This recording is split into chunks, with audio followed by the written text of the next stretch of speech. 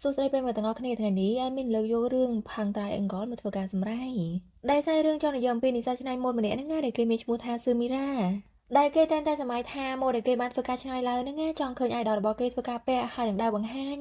ហើយតារាបង្ហាញម៉ូដដែលជាអាយដលរបស់គេហ្នឹងណាគឺមានឈ្មោះថាអាយគឺគេជាតារាបង្ហាញម៉ូដដែលមានមុនស្នេហ៍ណាដែលមានថ្ងៃមួយអ្នកគ្រូបានធ្វើការបង្កាសថានៅក្នុងថ្នាក់រៀនហ្នឹងគឺថាអ្នកទាំងអស់គ្នាហ្នឹងណាត្រូវធ្វើការច្នៃប្រឌិតឈុតមួយដោយឈុតដែលឆ្នះគេហ្នឹងណាត្រូវយកឲ្យតារាបង្ហាញម៉ូដដ៏ល្បីម្នាក់ឈ្មោះថាអាយហ្នឹងណាធ្វើការបង្ហាញដែលពេលហ្នឹងដែរគឺថាស៊ឺមីរ៉ាហ្នឹងណាសប្បាយចិត្តណាស់ប៉ុន្តែបញ្ហាដែលគេជួបប្រទះហ្នឹងណាក៏ដោយសារតែឈុតហ្នឹងត្រូវធ្វើជាក្រុមមិនមែនធ្វើម្នាក់ឯងទេដោយសារតែគេហ្នឹងណាជាមនុស្សស្ងប់ស្ងាត់ចូលចិត្តធ្វើតែឯងទេនៅពេលដែលមានគ្នាហ្នឹងណាគឺថាគេនេះពិបាកក្នុងការកើតរោមម៉ូដណាចង់ដឹងថាតើស៊ឺមីរ៉ាហ្នឹងណាអាចធ្វើការឆ្នៃម៉ូដឈ្នះឬក៏អន់តាមដានជាមួយនឹងអេដមីនសម្រាប់ទាំងអស់គ្នាដែលដើមរឿងដំបូងចាប់ផ្ដើមឡើងដោយឃើញស៊ឺមីរ៉ាហ្នឹងណាបានមកមើលការបង្ហាញម៉ូដហើយការដែលគេបានមកមើលការបង្ហាញម៉ូដហ្នឹងក៏ដោយសារតែគេមិនចង់នៅផ្ទះអញ្ចឹងហើយទៅគេមកទីនេះជាមួយនឹងមិត្តភ័ក្តិដោយគ្រាន់តែគេបានឃើញតារាបង្ហាញម៉ូដដើមមកភ្លាមហ្នឹងណាគេបានសម្រេចចិត្តហើយថានៅពេលដែលគេត្រឡប់ទៅវិញគឺថាគេនឹងធ្វើការចាប់បបោមកហ្នឹងណាដូចជាគាត់អញ្ចឹងកាលមកដល់3ឆ្នាំក្រោយមកឃើញថាគេហ្នឹងណាពិតជាចាប់បបោមកនឹងប៉ិតមែនហើយធ្វើការពាក់កវិលដូចគ្នាទៀតបើសូម្បីតែការតតែងខ្លួនរបស់គេហ្នឹងណាក៏មើលទៅនេះ fashion មិនធម្មតាដែរហើយគេក៏ជាអ្នកលក់កៅអៅនៅហាងមួយកន្លែងដែរដែលកំឡុងព្រៀងដែរក៏មានបុគ្គលិកម្នាក់ដើរមកសួរចម្លើយរបស់គេថាមានអតិថិជនហ្នឹងណាត្រូវការខ្សែកបែបនេះបន្ទាប់ពីបានឃើញខ្សែកហ្នឹងហើយចម្លើយរបស់គេហ្នឹងណាក៏បានសួរបញ្ជាក់ថាតើគេពិតជាចង់បានខ្សែកដូចអាយពាក់ហ្នឹងមែនកូនចៅរបស់គេបាននិយាយថាពិតណាស់គឺគេចង់បានបែបហ្នឹងចម្លើយរបស់គេក៏បានធ្វើការបញ្ជាក់ថាឯងដឹងអត់តើតើនឹងម៉ូតខ្សែកហ្នឹងណាគឺមានភ្ញៀវធ្វើការទេកំងមកយើងនេះច្រើនណាស់ព្រឹកមិញនិយាយរួមទៅគឺថាឯងហ្នឹងណាល្បីល្បាញណាស់សូម្បីតែគេពាក់អីប្រើអីហ្នឹងណានិយាយពីថា fan របស់គេនេះតែងតាមរហូតរួចក៏បាននិយាយទៅស៊ឺមីរ៉ាថាឥឡូវនឹងដល់ម៉ោងហើយឯងអាចចេញទៅបានចំណែកស៊ឺមីរ៉ាវិញបន្ទាប់ពីលើបែបហ្នឹងគឺថាគេហ្នឹងក៏បាននិយាយអីច្រើនដែរក៏បានសប្បាយដែរចេញទៅបើទោះបីជាមើលរួមការងាររបស់គេព្យាយាមនិយាយជាមួយក៏ដោយគេហ្នឹងមិនបានខ្វល់ដែរកាលមកដល់ខែវិទ្យាស្ថានភីម៉ូដវិញក៏ឃើញថាស៊ឺមីរ៉ាហ្នឹងក៏មកកន្លែងហ្នឹងដែរក៏ដោយសារតែគេជាសិស្សនៅទីនេះហើយគ្រាន់តែគេមកដល់ភ្លាមហ្នឹងគេក៏បានសប្បាយទាញទស្សនវិស័យរបស់ idol របស់គេឯងនេះយកមកមើលភ្លាមតែម្ដងដែលពេលហ្នឹងដែរក៏មានសិស្សម្នាក់ដើរមកហើយក៏បានសួរថាតើឯងហ្នឹងជា fan របស់ idol ដែរមែនចំណែកស៊ឺមីរ៉ាវិញគឺថាគេហ្នឹងជា introvert អញ្ចឹងហើយនៅពេលដែលមានមិត្តភក្តិមកសួរបែបហ្នឹងគេបាននិយាយថាអត់ទេរួចគេក៏បានសប្បាយបិទទស្សនវិស័យហើយក៏បានទិញសៀវភៅមេរៀនហ្នឹងយកមកមើលវិញទៅចំណែកអ្នករៀនម្នាក់ហ្នឹងក៏បានសប្បាយរត់ទៅរកមិត្តភក្តិគេហើយនិយាយថាគឺខ្ញុំហ្នឹងឃើញគេមើលអំពីរឿងឯងរហូតអញ្ចឹងហើយទៅខ្ញុំគិតថាគឺគេហ្នឹងជា fan របស់ឯងបន្ទាប់ពីឃើញបែបហ្នឹងមិត្តភក្តិរបស់គេបាននិយាយថាតាមយើងមើលឃើញគឺគេចូលចិត្តអង្គុយម្នាក់ឯងដែលមើលទៅហាក់ដូចជាគេហ្នឹងមិនចង់ពាក់ព័ន្ធជាមួយនឹងអ្នកដទៃទេអញ្ចឹងហើយឯងកុំខ្វល់ជាមួយគេអីបន្ទាប់ពីលេងអញ្ចឹងមិត្តភក្តិរបស់គេបាននិយាយថាមើលទៅគេហ្នឹងមិនសូវជាដូចមនុស្សហ្មងទេមើលទៅប្លែកៗតែយើងក៏មិនដឹងដែរថាតើគេធ្វើអីរាល់ថ្ងៃនេះមិត្តភក្តិរបស់គេបាននិយាយថាគឺគេធ្វើការនៅហាង Laboratory ដែលវាជាហាងសម្លៀកបំពាក់ល្បីល្បាញមួយនៅ Harajuku ចំណែកស៊ឺមីរ៉ាវិញគឺគេកំពុងធ្វើការកាត់កណាត់បណ្ដើធ្វើការគិតបណ្ដើដោយគេមានគំនិតថាគឺខ្ញុំមិនត្រូវការសង្គមខ្លាំងៗបែបនេះទេហើយដើម្បីឲ្យខ្លួនខ្ញុំក្លាយជាអ្នកច្នៃម៉ូដដែលជោគជ័យម្នាក់ហ្នឹងណាគឺខ្ញុំត្រូវធ្វើឲ្យបានល្អបំផុតនៅក្នុងថ្នាក់រៀនមួយនេះគឺមានន័យថាអ្នកនៅក្នុងថ្នាក់រៀននេះគឺជាសត្រូវរបស់ខ្ញុំបន្តែក្រោយមកអ្នកគ្រូក៏បានមកដល់ហើយគាត់ក៏បាននិយាយថាពួកយើងទាំងអស់គ្នាឥឡូវហ្នឹងគឺជាឆ្នាំទី2ហើយសម្រាប់ការច្នៃម៉ូដនេះអញ្ចឹងហើយតើតើនៅមូលដ្ឋានគ្រឹះអំពីការធ្វើសម្លៀកបំពាក់ហ្នឹងប្រហែលជាអ្នកទាំងអស់គ្នានេះចេះអស់ហើយមួយវិញទៀតខ្ញុំក៏មានព័ត៌មានប្រាប់អ្នកទាំងអស់គ្នាដែរគឺពួកយើងហ្នឹងបានទទួលការផ្ដល់ជូនអំពីកិច្ចសហការពីខាងក្រុមហ៊ុន Tokyo Emerging Design ហើយចំពោះប្រធានបទគឺទំនាក់ទំនងមនុស្សដូច្នេះហើយរាល់សម្លៀកបំពាក់ដែលអ្នកទាំងអស់គ្នាធ្វើការបង្កើតហ្នឹងត្រូវផ្អែកលើប្រធានបទមួយនេះហើយម្យ៉ាងវិញទៀតចំពោះការច្នៃម៉ូដដែលបានឈ្នះនៅក្នុងសាលារៀនរបស់យើងហ្នឹងនឹងត្រូវបានតារាម៉ូដែលម្នាក់ពាក់ដែលគេម្នាក់ហ្នឹងគឺជាម៉ូដែលដែលពេញនិយមបំផុតគឺថាជាអាយគ្រាន់តែឮថាតារាម៉ូដែលម្នាក់ហ្នឹងគឺជាអាយហ្នឹងយកពីថាម្នាក់នៅក្នុងថ្នាក់នេះសប្បាយអរខ្លាំងមែនតើសូម្បីតែស៊ឺមីរ៉ាហ្នឹងក៏រំភើបចិត្តដែរហើយគេក៏បាននិយាយថាគឺខ្ញុំមានឱកាសហើយពេលនេះគឺថាខ្ញុំមានឱកាសធ្វើការច្នៃម៉ូដសម្លៀកបំពាក់ដើម្បីឲ្យអាយដលរបស់ខ្ញុំហ្នឹងធ្វើការពាក់បង្ហាញអ្នកគ្រូក៏បានបញ្ជាក់ថាតើតើនឹងគម្រោងការងារហ្នឹងគឺអ្នកទាំងអស់គ្នាត្រូវធ្វើពីនេះអញ្ចឹងហើយស្វែងរកដៃគូទៅបន្ទាប់ពីលេងអញ្ចឹងស៊ឺមីរ៉ាឡើងភ័យតែម្ដងក៏ដោយសារតែគេមិនមានមិត្តភក្តិទេហើយអ្នកនៅទីនេះគ្មានអ្នកណាស័ក្តិសមជាមួយគេនោះទេបើសិនជាអញ្ចឹងមែនថាតើខ្ញុំនឹងគួរធ្វើបែបម៉េចឥឡូវនេះដែលកំឡុងពេលនឹងដែរក៏មានសិស្សម្នាក់ដើរមករកគេដែលគេនិយាយថាគឺឥឡូវហ្នឹងពួកគេចាប់គូអស់ហើយអញ្ចឹងហើយមានតែគេម្នាក់ហ្នឹងទេដែលនៅសល់គឺវាជាដៃគូដ៏អស្ចារ្យសម្រាប់ខ្ញុំចំណែកស៊ឺមីរ៉ាវិញបន្ទាប់ពីឃើញម្នាក់ហ្នឹងដើរមករកគេហ្នឹងគេបានគិតក្នុងចិត្តថាមើលគេពាក់មួកការតែងខ្លួនរបស់គេមិនទេរួចគេបានសួរថាហើយចុះឯងជាអ្នកណាសិស្សម្នាក់ហ្នឹងក៏បាននិយាយថាតែឯងមិនចង់ចាំទេមែនគឺខ្ញុំហ្នឹងមានឈ្មោះថាអេណាកា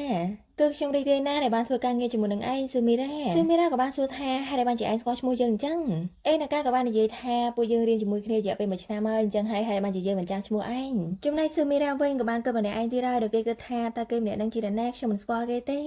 េប៉ុន្តែហេតុអីបានជាខ្ញុំចាំបាច់ត្រូវធ្វើការងារជាគូជាមួយនឹងគេអញ្ចឹងមើលទៅគេនឹងជាមនុស្សតឹងតែងណាស់ហើយនឹងមិនទ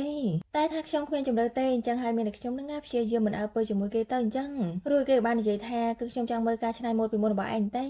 បន្ទាប់ពីលឿនអញ្ចឹងឯណាកាក៏បានសវ៉ាយកអាសភៅច្នៃម៉ូដរបស់គេនឹងយកមកហុចឲ្យភ្លាមបន្ទាប់ពីបានសភៅនឹងមកភ្លាមគេបានសើក្នុងចិត្តថាក្របសភៅរបស់គេនឹងមើលទៅសាមញ្ញមិនតែស្រស់ស្អាតចំណែកឯណាកាវិញក៏បាននិយាយថាឥឡូវហ្នឹងឯងបានរបស់យើងហើយអញ្ចឹងហើយឥឡូវហ្នឹងឲ្យរបស់ឯងមកយើងមើលវិញបន្ទាប់ពីបានឃើញការច្នៃម៉ូដរបស់ស៊ឺមីរ៉ាហើយឯកាក៏បាននិយាយថាគឺវានឹងពិតជាអស្ចារ្យពិតមែនដែលមើលទៅការច្នៃម៉ូដរបស់ឯងនឹងពិតជាអស្ចារ្យណាស់បន្ទាប់ពីឮគេសរសើរអញ្ចឹងឃើញថាស៊ឺមីរ៉ានឹងក៏លួចញញឹមដែរហើយគេបាននិយាយថាខ្ញុំក៏គិតអញ្ចឹងដែរប៉ុន្តែនិយាយអំពីគំនូរច្នៃម៉ូដរបស់ឯងវិញមើលទៅនឹងដូចជាភាពយន្តរន្ធត់អញ្ចឹងហើយមួយវិញទៀតមានឈាមគ្រប់ទីកន្លែងថាតើមានរឿងអីកើតឡើងឯណាកាក៏បាននិយាយថាគឺខ្ញុំមិនសូវវៃឆ្លាតទេហើយមួយទៀតគឺខ្ញុំនឹងងាយនឹងរងរបួសណាស់ដូច្នេះហើយឥឡូវនេះនិយាយអំពីអាស័យមិនរបស់ពួកយើងទៅថាតើពួកយើងនឹងគួរតែចាប់ដើមបានអន់ស៊ឺមីរ៉ាក៏បានសួរទៀតថាបើសិនជាឯងមិនសូវមានភាពវៃឆ្លាតក្នុងមុខជំនាញនេះទេហេតុអីបានជាឯងចង់ធ្វើជាអ្នកច្នៃម៉ូដឯណាកាក៏បានឆ្លើយទេក៏បានសួរបកវិញថាហើយចុះឯងវិញហេតុអីបានជាឯងនឹងចង់ធ្វើជាអ្នកច្នៃម៉ូដស៊ឺមីរ៉ាក៏តបថាគឺយើងសួរឯងមុនឯងគួរតែឆ្លើយយើងចំពោះខ្ញុំវិញការដែលខ្ញុំចង់ធ្វើជាអ្នកច្នៃម៉ូដក៏ដោយសារតែខ្ញុំមានមនុស្សម្នាក់ចង់ឲ្យគេនឹងធ្វើការពាក់សម្លៀកបំពាក់ដែលខ្ញុំច្នៃបន្ទាប់ពីលើបែបហ្នឹងឯណាកាក៏បាននិយាយថាមានអីហេតុផលរបស់ឯងហ្នឹងក៏ល្អស៊ឺមីរ៉ាក៏បាននិយាយថាយើងមិនចង់បានកំណត់របស់ឯងទេហើយចោលឯងវិញឯណាកាក៏បាននិយាយថាគឺពួកវាហ្នឹងក៏ជាប្រភពនៃការគ្រប់គ្រងសម្រាប់មនុស្សដែរដូច្នេះហើយខ្ញុំសង្ឃឹមថាសម្លៀកបំពាក់ដែលខ្ញុំបានធ្វើទៅគឺវាហ្នឹងជាការលើកទឹកចិត្តទៅដល់នរណាម្នាក់ដើម្បីធ្វើឲ្យគេហ្នឹងមានភាពក្លាហានហើយនឹងធ្វើការសម្រេចគោលដៅរបស់ពួកគេបន្ទាប់ពីលើបែបហ្នឹងស៊ឺមីរ៉ាក៏បានធ្វើការសរសើរថាមានអីកំណត់របស់ឯងហ្នឹងក៏ល្អដែរដោយឃើញបែបហ្នឹងឯណាកាក៏បានធ្វើការលួចលេងថាក្រែងឯងប្រាប់យើងហើយថាឯងហ្នឹងមិនចង់បានកំណត់យើងទេមិនអញ្ចឹងស៊ឺមីរ៉ាក៏បានតបវិញថាមិនអីទេនៅពេលដែលយើងជាអ្នកនិយាយឯងដឹងអត់រួចគេក៏បានគិតម្នាក់ឯងថាចំពោះមនុស្សម្នាក់ដែលគេមានភាពអៀនខ្មាហើយការដែលពួកគេធ្វើការផ្លាស់ប្ដូរសម្លៀកបំពាក់ហ្នឹងក៏វាជាជំហានដំបូងស្ថិតទៅរកឧត្តមគតិនោះដែររួចគេក៏បានងាកទៅរកឯណាកាហើយក៏បានធ្វើការនិយាយម្នាក់ឯងថាគឺគេហ្នឹងមានឈ្មោះថាឯណាកា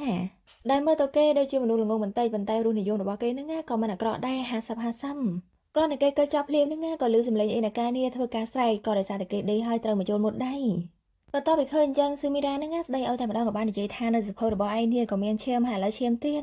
គឺថាឯងហ្នឹងអត់ចេះប្រយ័ត្នសោះហើយគេក៏បានយកបងនេះយកមកបិទឲ្យភ្លាមដែលឃើញបែបហ្នឹងឯណាកាក៏បាននិយាយថាកាពិតទៅគឺឯងហ្នឹងក៏ជាមនុស្សល្អដែរហើយសូម្បីតែបងរបស់ឯងហ្នឹងក៏ស្ទាយដែរដែលមើលទៅឡើងប្លែកស៊ឺមីរ៉ាក៏បាននិយាយថាតើវាជាពេលវេលាដែលឯងនិយាយបែបហ្នឹងមែនហើយចុះកាលពីខែមុនថាតើឯងនេះបានធ្វើអ្វីខ្លះហើយ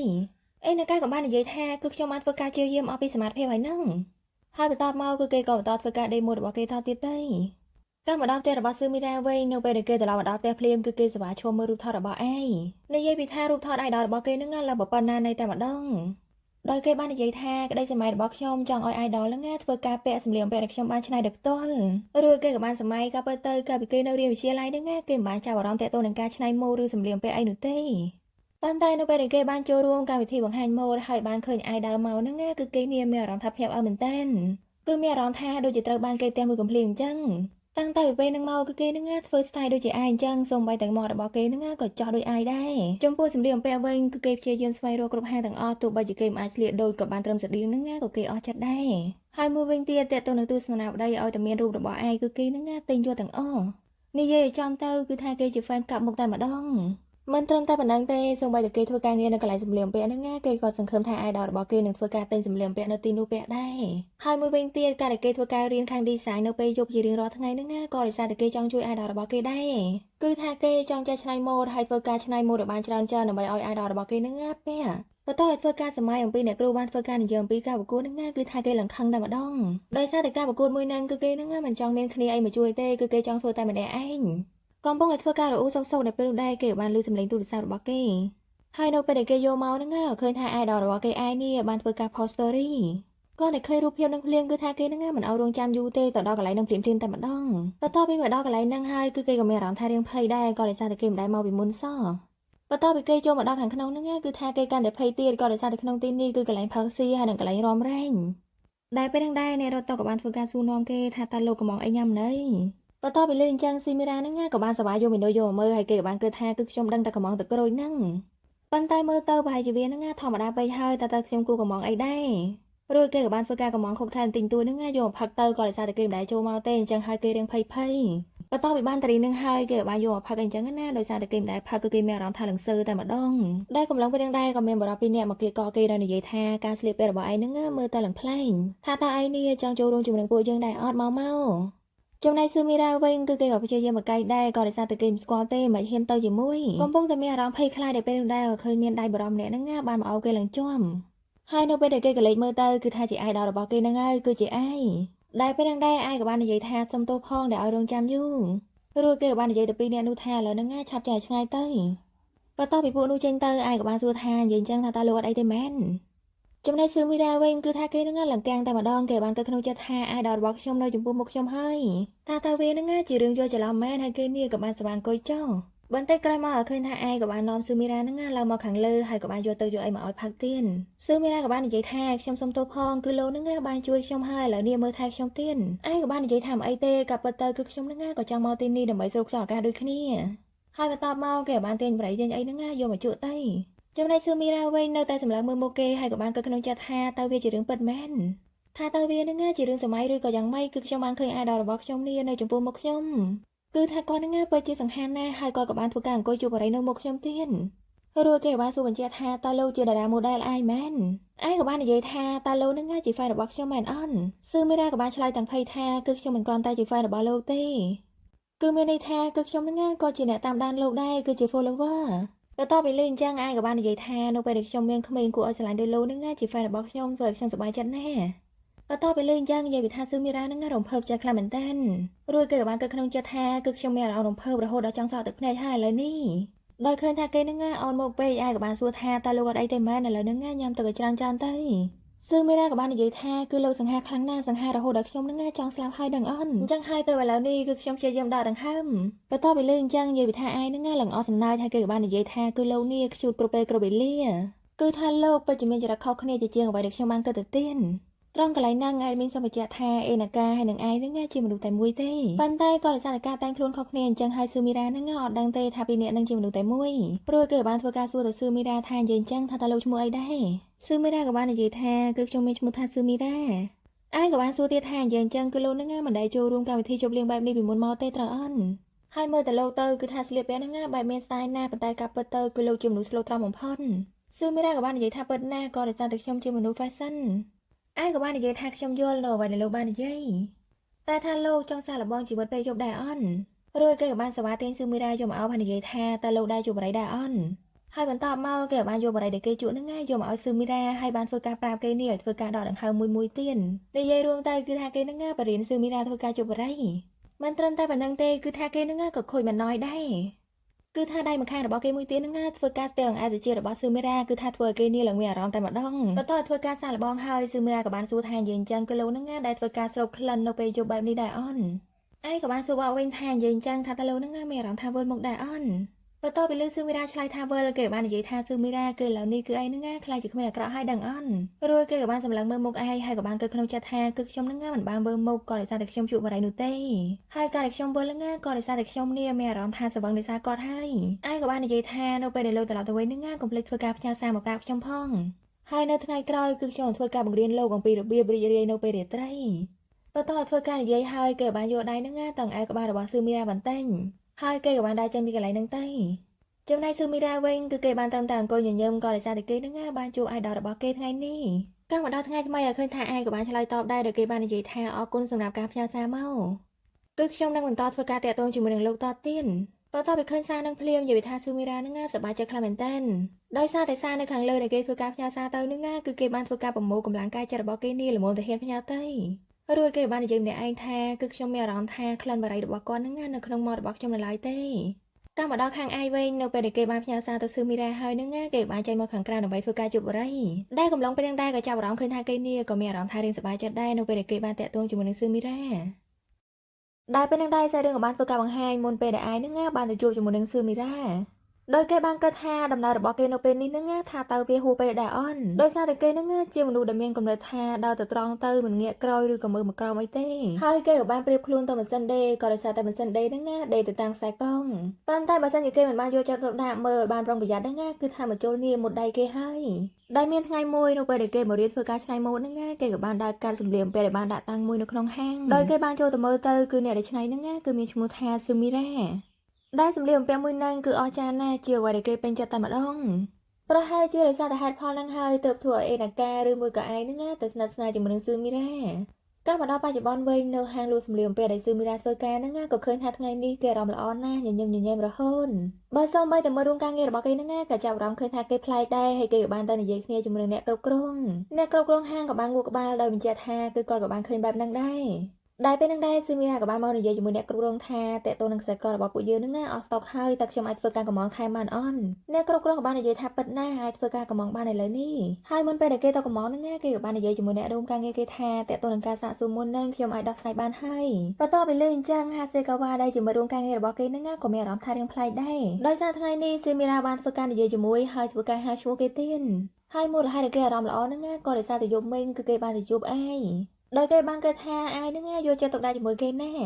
មិនត្រឹមតែប៉ុណ្្នឹងទេគឺគេក៏មានអារម្មណ៍ថាពួកគេទាំងពីរនាក់ហ្នឹងដូចជាបានថើបគ្នាអញ្ចឹងមិនតែថើបបែបប្រយោលដោយសារតែគេហ្នឹងបានប្រៃដែលអាយបានជួបនេះយកមកជួបដែរកាលមកដល់ពេលយប់នៅសាលារៀនឆ្នៃម៉ូដហ្នឹងក៏ឃើញថាគេនេះញញឹមញញែមិនឈប់ទេដោយគេបាននិយាយថាឥឡូវហ្នឹងមិនចាញ់កំណត់មកហើយសម្រាប់គំនូរ design ហ្នឹងថាតើឯងបានធ្វើឲ្យនៅឥឡូវហ្នឹងដូរគ្នាមើលបន្តិចមើលចំណែកឯណាកាវិញវាតបឃើញគេនិយាយច្រើនហើយញញឹមញញែមពេកអញ្ចឹងណាឃើញថាគេក៏រៀងឆ្ងល់ដែរក៏ដោយសារតែពីមុនស៊ឺមីរ៉ាមិនមែនជាមនុស្សអញ្ចឹងទេបន្ទាប់ពីឃើញគំនូរ design របស់ឯណាកាហើយគឺថាគេនឹងឡើងសារតែម្ដងដោយគេបាននិយាយថាបើអញ្ចឹងហ្នឹងពួកយើងយកវានេះទៅឲ្យអ្នកគ្រូមើលដាច់តម្លៃពីគ្នាទៅចាំពេលដែលអ្នកគ្រូសម្រេចថាមួយណាល្អហ្នឹងចាំយើងជ្រើសរើសយកមួយហ្នឹងបន្ទាប់ពីឃើញទឹកមុខបែបហ្នឹងហើយនឹងកាយវិការបែបហ្នឹងឯណាកាក៏បាននិយាយថាគឺនេះហើយគឺជាស៊ឺមីរ៉ាដែលខ្ញុំបានស្គាល់បន្តិចក្រោយមកឃើញថាគេក៏បានយកគំនូរយកមកឲ្យអ្នកគ្រូមើលបន្ទាប់ពីបានឃើញគំនូរហើយអ្នកគ្រូក៏បាននិយាយថាស៊ឺមីរ៉ាតេតូននឹងគំនូរមួយនេះគឺវាមិនតាន់បានល្អទេហើយខ្ញុំក៏មានអារម្មណ៍ថាចំណង់ចំណូលចិត្តរបស់ឯងហ្នឹងគឺជាប្រភេទ style បែបហ្នឹងប៉ុន្តែសម្រាប់ប្រធានបទក្នុងការប្រកួតមួយនេះគឺតំណាក់តំណងមនុស្សថាតើឯងយល់ពីអ្វីដែលយើងនិយាយអន់ស៊ឺមីរ៉ាក៏បានតបថាសម្រាប់ម៉ូដបែបនេះគឺវានឹងជាទស្សនវិជ្ជាក្នុងការចែករំលែកស្មារតីអ្នកគ្រូបន្ថែមថាយើងដឹងមិនតែតេតូននឹងម៉ូដមួយនេះគឺវានឹងមិនស្ថិតនៅក្នុង concept ដែលយើងចង់បានទេហើយមួយវិញទៀតថាតើឯងបានមើលកំណត់របស់ឯណាកាហើយណីស៊ឺមីរ៉ាក៏បាននិយាយថាបានហើយគឺវានឹងគ្រាន់តែជាការគូគំនូរដូចតែខ្ញុំនឹងអ្នកគ្រូបានបន្ថែមថារឿងដំបូងដែលឯងត្រូវធ្វើនឹងត្រូវមានតំណែងតំណងជាមួយនឹងគេសិនបន្ទាប់ពីលើអ្នកគ្រូនិយាយបែបហ្នឹងហើយស៊ឺមីរ៉ានឹងក៏បានសប្បាយទាញឯណាកាដើរចេញពីកន្លែងហ្នឹងទៅបន្ទាប់ពីត្រឡប់មកដល់ថ្នាក់វិញគេបានគិតថាសម្រាប់ការ design មួយនេះគឺខ្ញុំគិតតែអំពីប្រភេទនៃសម្លៀកបំពាក់ដែលខ្ញុំនឹងចង់ឲ្យឯងពាក់តែប៉ុណ្ណោះហើយតាំងតែពីខ្ញុំបានជួបជាមួយនឹងឯងមកហ្នឹងគឺថាអារម្មណ៍របស់ខ្ញុំនេះហោះហើរមែនតើតែថាអារម្មណ៍បែបហ្នឹងអត់ល្អទេគឺខ្ញុំទៅរួមការងារជាមួយនឹងគេបន្ទាប់ពីកើតហើយគេបានតែមកខ្លួនឯងទៅឲ្យស្វាងអញ្ចឹងណាកុំអើងគំនឹងប្រពេងរួចគេបាននិយាយថាឥឡូវហ្នឹងខ្ញុំសូមមើលគំនិតរបស់ឯងម្ដងទៀតបន្ទាប់ពីលើអញ្ចឹងឯណាកានេះក៏សប្បាយចិត្តដែរក៏បានសប្បាយយកសភៅយកមកឲ្យគេមើលភ្លាមៗដោយនៅក្នុងសភៅរបស់គេហ្នឹងមានរូបថតផ្លូវនាពេលយប់ហើយគេក៏បានបន្ថែមថាអ្វីដែលខ្ញុំបានកើតនៅពេលយប់ហ្នឹងជាពេលវេលាដែលមនុស្សតែងតែមានវិស័យតាក់ទងគ្នា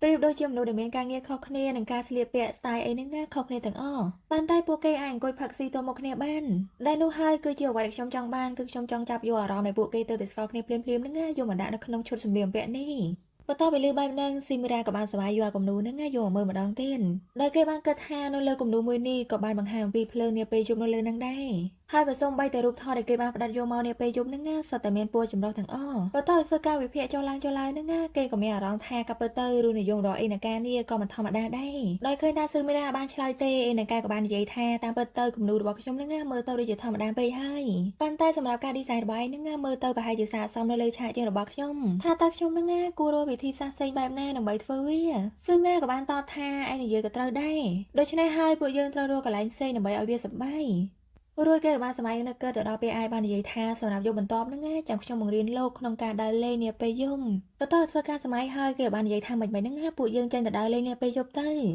ឯណាកាក៏បានយល់ស្របក៏ដោយសារតែការដើរលេងយប់ហ្នឹងធ្វើឲ្យពួកគេនេះស្គាល់មនុស្សកាន់តែច្រើនស៊ឺមីរ៉ាក៏បានបន្ថែមថាការដើរលេងយប់នេះគឺវាជារឿងដំបូងនៃពួកយើងធ្វើដូច្នេះហើយគឺពួកយើងហ្នឹងត្រូវមានភាពក្លាហានបន្តិច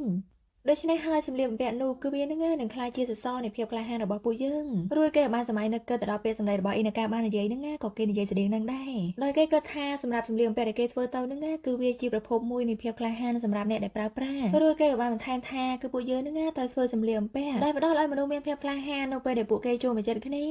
បន្ទាប់ពីលើអញ្ចឹងអ៊ីណាកានឹងឡើងសប្បាយចិត្តតែម្ដងដោយគេបានសួរថាតើពួកយើងត្រូវធ្វើការគូបញ្ចប់នៅក្នុងថ្ងៃនេះអនស៊ឺមីរ៉ាក៏បាននិយាយថាអត់ទេគឺឥឡូវនេះពួកយើងនឹងត្រូវទៅដើរលេងនៅខាងក្រៅសិនដែលនៅតាមផ្លូវស៊ឺមីរ៉ាក៏បានសួរថាអេនីកាថាតើឯងនឹងដែរចូលក្លឹបដែរអនដោយលឺអេនីកាឆ្លើយរឿងស្ទាក់ស្ទើរអញ្ចឹងគេបាននិយាយថាឯងកុំបារម្ភអីយប់នេះគឺយើងជាអ្នកដឹកនាំបន្តិចក្រោយមកឃើញថាពួកគេក៏បានមកដល់ក្លឹបមួយស៊ឺមីរ៉ាក៏បានបញ្ជាក់ថាគឺវានឹងជាកន្លែងនៃខ្ញុំឧស្សាហ៍មក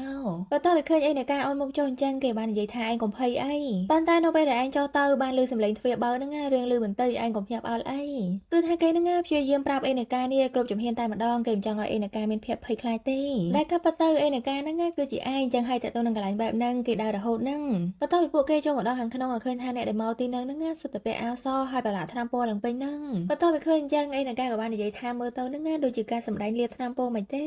េបុគ្គលិកនៅទីហ្នឹងក៏បាននិយាយថាបើសិនជាពួកលោកចង់ចូលលេងហ្នឹងកុំភ្លេចទិញអាវផងបន្ទាប់ពីលេងអញ្ចឹងពួកគេក៏បានគិតថាកាប់ពិតទៅគោលបំណងចម្បងរបស់ពួកគេហ្នឹងចង់លក់អាវសបន្ទាប់ពីឃើញអញ្ចឹងស៊ឺមីរ៉ាអត់ចង់ទិញទេក៏ដោយសារតែថ្ងៃនេះហ្នឹងគឺគេពាក់ឈុតដែលគេស្រឡាញ់មកហ្នឹងតែថាអេណាកាអត់ព្រមទេក៏បាននិយាយថាឥឡូវហ្នឹងពួកយើងចូលរួមលេងដែរទៅដើម្បីឲ្យដឹងថានៅពេលវេលាដែលយើងចេញមកដើរលេងហ្នឹងវាមានអារម្មណ៍បែបម៉េចបន្តិចក្រោយមកឃើញថាពួកគេក៏បានផ្លាប់រោសម្លៀកបំពាក់ហើយក៏បានចូលមកលេងនៅហ្នឹងដូចគ្នាដោយសារតែនៅក្នុងកន្លែងហ្នឹងទោះបីជាពួកយើងមិនស្គាល់គ្នាក៏ដោយហ្នឹងក៏អាចលេងជាមួយគ្នាបានដែរនិយាយរួមទៅអាចរំលេងជាមួយគ្នានឹងអាចយកថ្នាំពណ៌ហ្នឹងយកមកគូសអាវគ្នាទៅវិញទៅមកបានចំណែកស៊ឺមីរ៉ាវិញក៏បានគិតថាគឺខ្ញុំហ្នឹងមិនដែលគិតទេនៅពេលដែលយើងពាក់អាវសនៅពេលយប់បែបនេះហើយនៅពេលដែលបានប្រឡាក់ថ្នាំពណ៌ទៀតគឺវាហ្នឹងក៏បានបង្ហាញថាគឺវាមានពលឺនៅពេលយប់ដែលពេលហ្នឹងដែរក៏មានបរិម្នាក់បានយកថ្នាំពណ៌នេះយកមកលាបលើអាវរបស់ស៊ឺមីរ៉ាដោយឃើញបែបហ្នឹងអេណាកាហ្នឹងក៏អត់បង្ងយូរដែរក៏បានយកថ្នាំរបស់គេនេះយកមកលាបពណ៌ឲ្យដោយឃើញបែបហ្នឹងស៊ឺមីរ៉ាក៏បាននិយាយថាអេណាកានៅស្ងៀមទៅចាំយើងលាបថ្នាំពណ៌ឲ្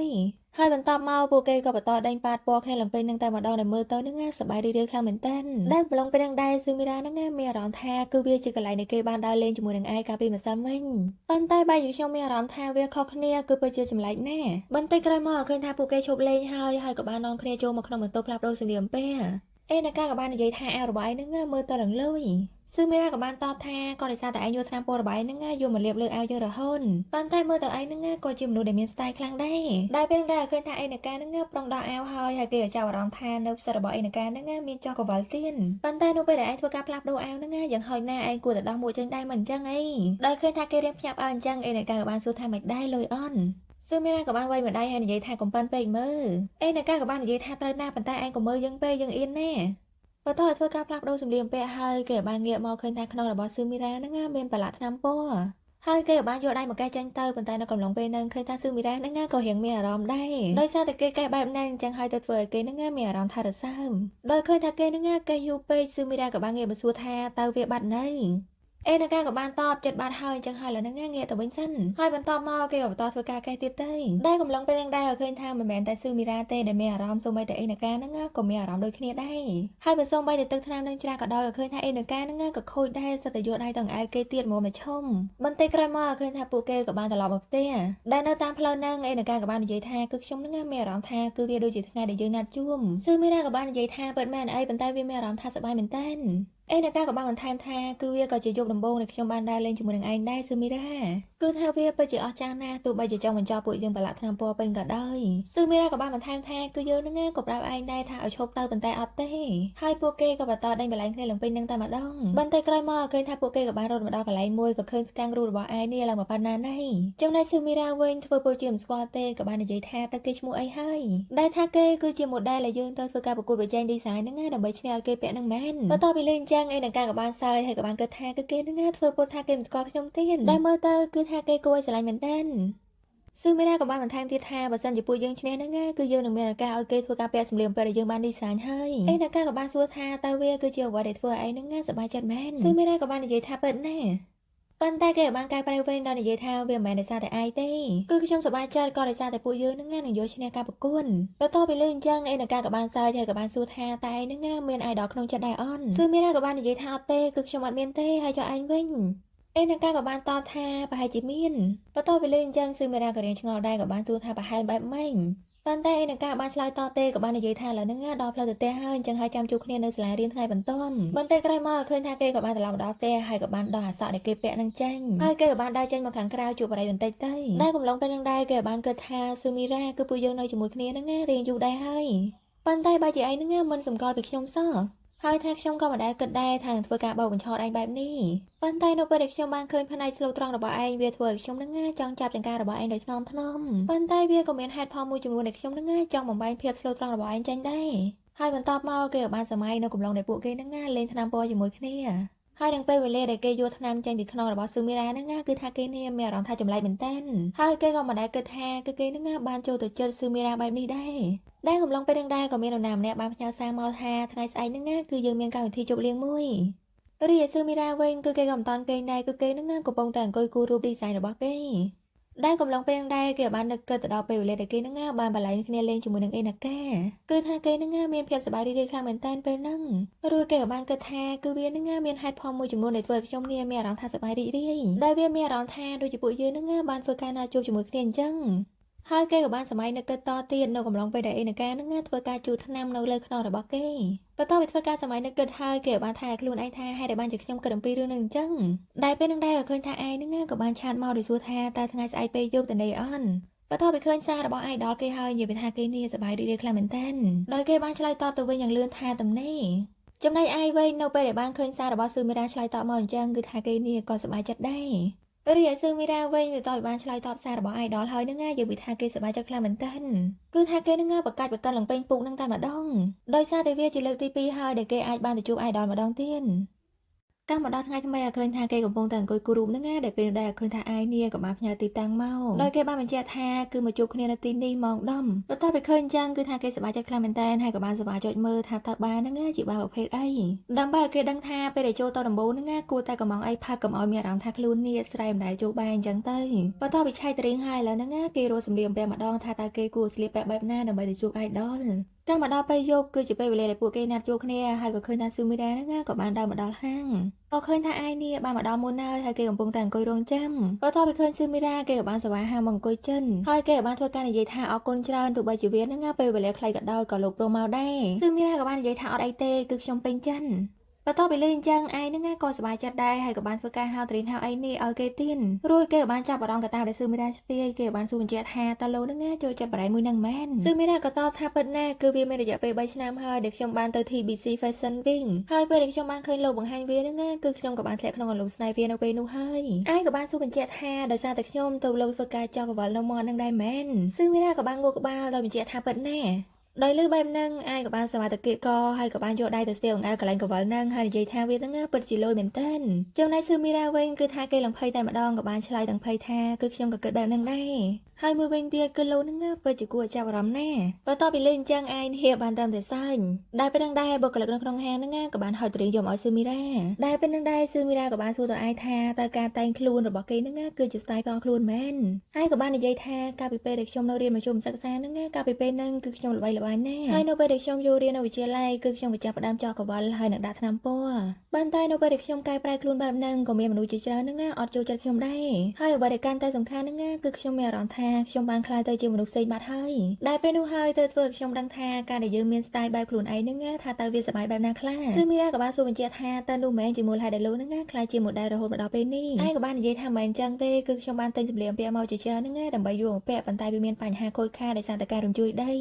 ីបើនិយាយត្រង់ទៅការដែលខ្ញុំខ្លាចជា model ហ្នឹងក៏ដោយសារតែខ្ញុំត្រូវការលុយដើម្បីទិញសម្លៀកបំពាក់បន្ទាប់ពីលេងអញ្ចឹងស៊ឺមីរ៉ាហ្នឹងក៏រៀងភ្ញាក់ផ្អើលដែរមិនគិតថាការដែលគេខ្លាចជា model ហ្នឹងគ្រាន់តែហេតុផលបែបហ្នឹងសោះឯងក៏បានសួរត្រឡប់ទៅវិញថាតើលោកខកបំណងជាមួយនឹងខ្ញុំដែរអន់ដោយសារតែខ្ញុំគិតថាអ្នកដែលគេជា fan ឯងហ្នឹងគិតថាគេនេះជាមនុស្សដែល perfect ហើយអញ្ចឹងហើយទៅខ្ញុំមិនចង់ឲ្យការគិតរបស់លោកជាមួយនឹងឯងហ្នឹងមានបញ្ហាស៊ឺមីរ៉ាក៏បានតបថាអត់ទេគឺខ្ញុំហ្នឹងចូលចិត្តមើលលោកនៅកំឡុងពេលដើរបង្ហាញម៉ូដណាហើយការសម្លឹងមើលរបស់លោកហ្នឹងបានធ្វើឲ្យខ្ញុំនេះមានអារម្មណ៍ថាកាន់តែចូលទៅចិត្តលោកគឺធ្វើឲ្យខ្ញុំចូលចិត្តណាហើយវាកាន់តែធ្វើឲ្យខ្ញុំហ្នឹងមានអារម្មណ៍សប្បាយរីករាយខ្លាំងមែនទែនដោយសារតែខ្ញុំបានឮរឿងខ្លះៗអំពីសម្រាប់ចិត្តរបស់ខ្ញុំបន្ទាប់ពីនិយាយចេញទៅបែបហ្នឹងហើយទៅគេដឹងថាគេមិនគួរនិយាយបែបហ្នឹងទេគឺវាគួរឲ្យអាម៉ាស់ណាស់ឯងក៏បានអោនមកចិត្តហើយសួរថាតើលោកហ្នឹងចូលចិត្តការសម្លឹងមើលរបស់ខ្ញុំមែនចំណែកស៊ឺមីរ៉ាវិញគឺថាគេនេះឡើងភ័យតែម្ដងក៏បាននិយាយថាវាមិនយុត្តិធម៌សោះហើយ ได้เคยแบบนั่งไอ้กับบ้านใหญ่ไทยชมต้มตัวพองได้ย้อนลงได้เป็นนั่งได้เคยทาซื้อมีรานั่งง่ายกับบ้านโยตริงเดไอ้บ้านกับมองเอานี่โยมาพัง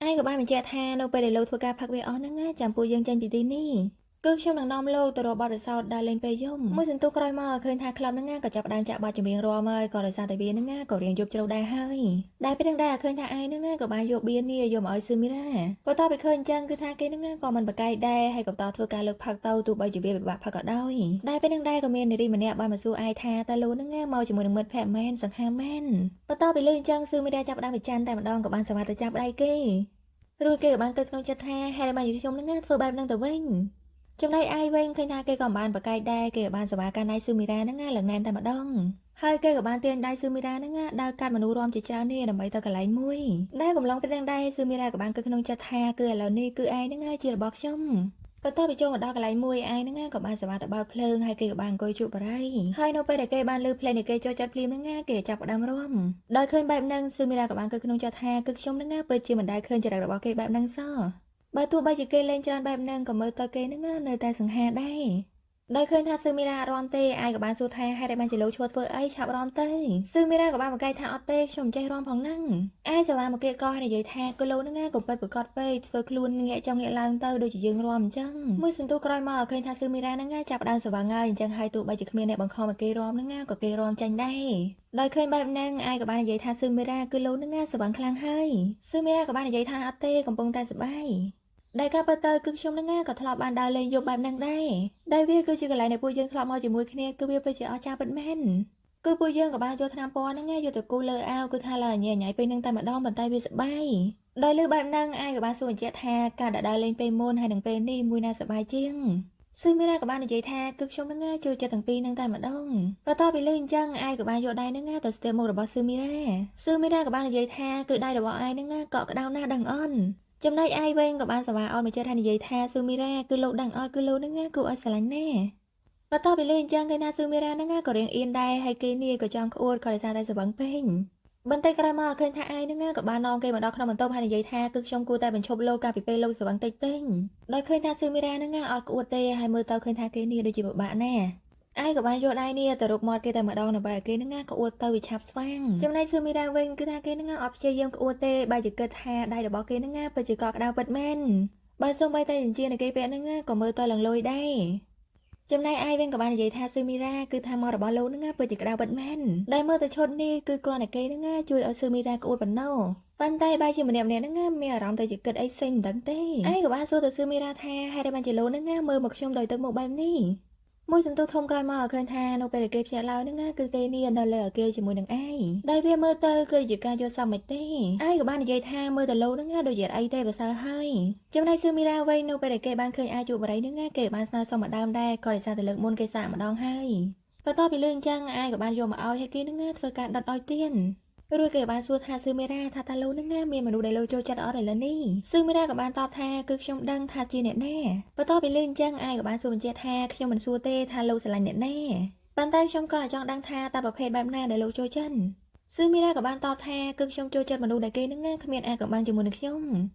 พอต่อไปเรื่องจังไอ้ก็เรียงสายได้ก็ได้สายเกนั่งง่ายเมียนเรื่องและบางจมูกดังซื้อไม่ได้เจ้าในซื้อไม่ได้เว้นกับบ้านเกิดขนมจัดแท้การจองจำโนเปเดตไรนี่คือเมียนั่งง่ายเมียนปาตกรรมครั้งหน้าจมูกชมก็มาเอาทั้งไงทำไมโนไปแต่เก็บเยอะแล้วนั่งง่ายคือทาเกนี่มันจองจำทาเกบานใหญ่ไอจมูกหนึ่งไอเต้บ้านทรงใบแต่เกตลอดมาเกบใบแน่นั่งง่ายก็เกมันจองจำได้ก็ได้ซาแต่เกสว่างเป้งให้เกกับบ้านสวาชาต่อไอแท้กึกชมนั่งง่ายเปิดจะออกกลเป็นแม่นสำหรับไงมาซ้ำมิ่งกึกชมมีอารมณ์ทาสบายเรียกคลาเหม็นเต้นให้มือเวนเตียกึกชมมันจองจำเต้โนไปเด็กชมสว่างทาตากชมนั่งง่ายมีมันก็ปัญหาไปได้อ้อเด็กชมสมโตพง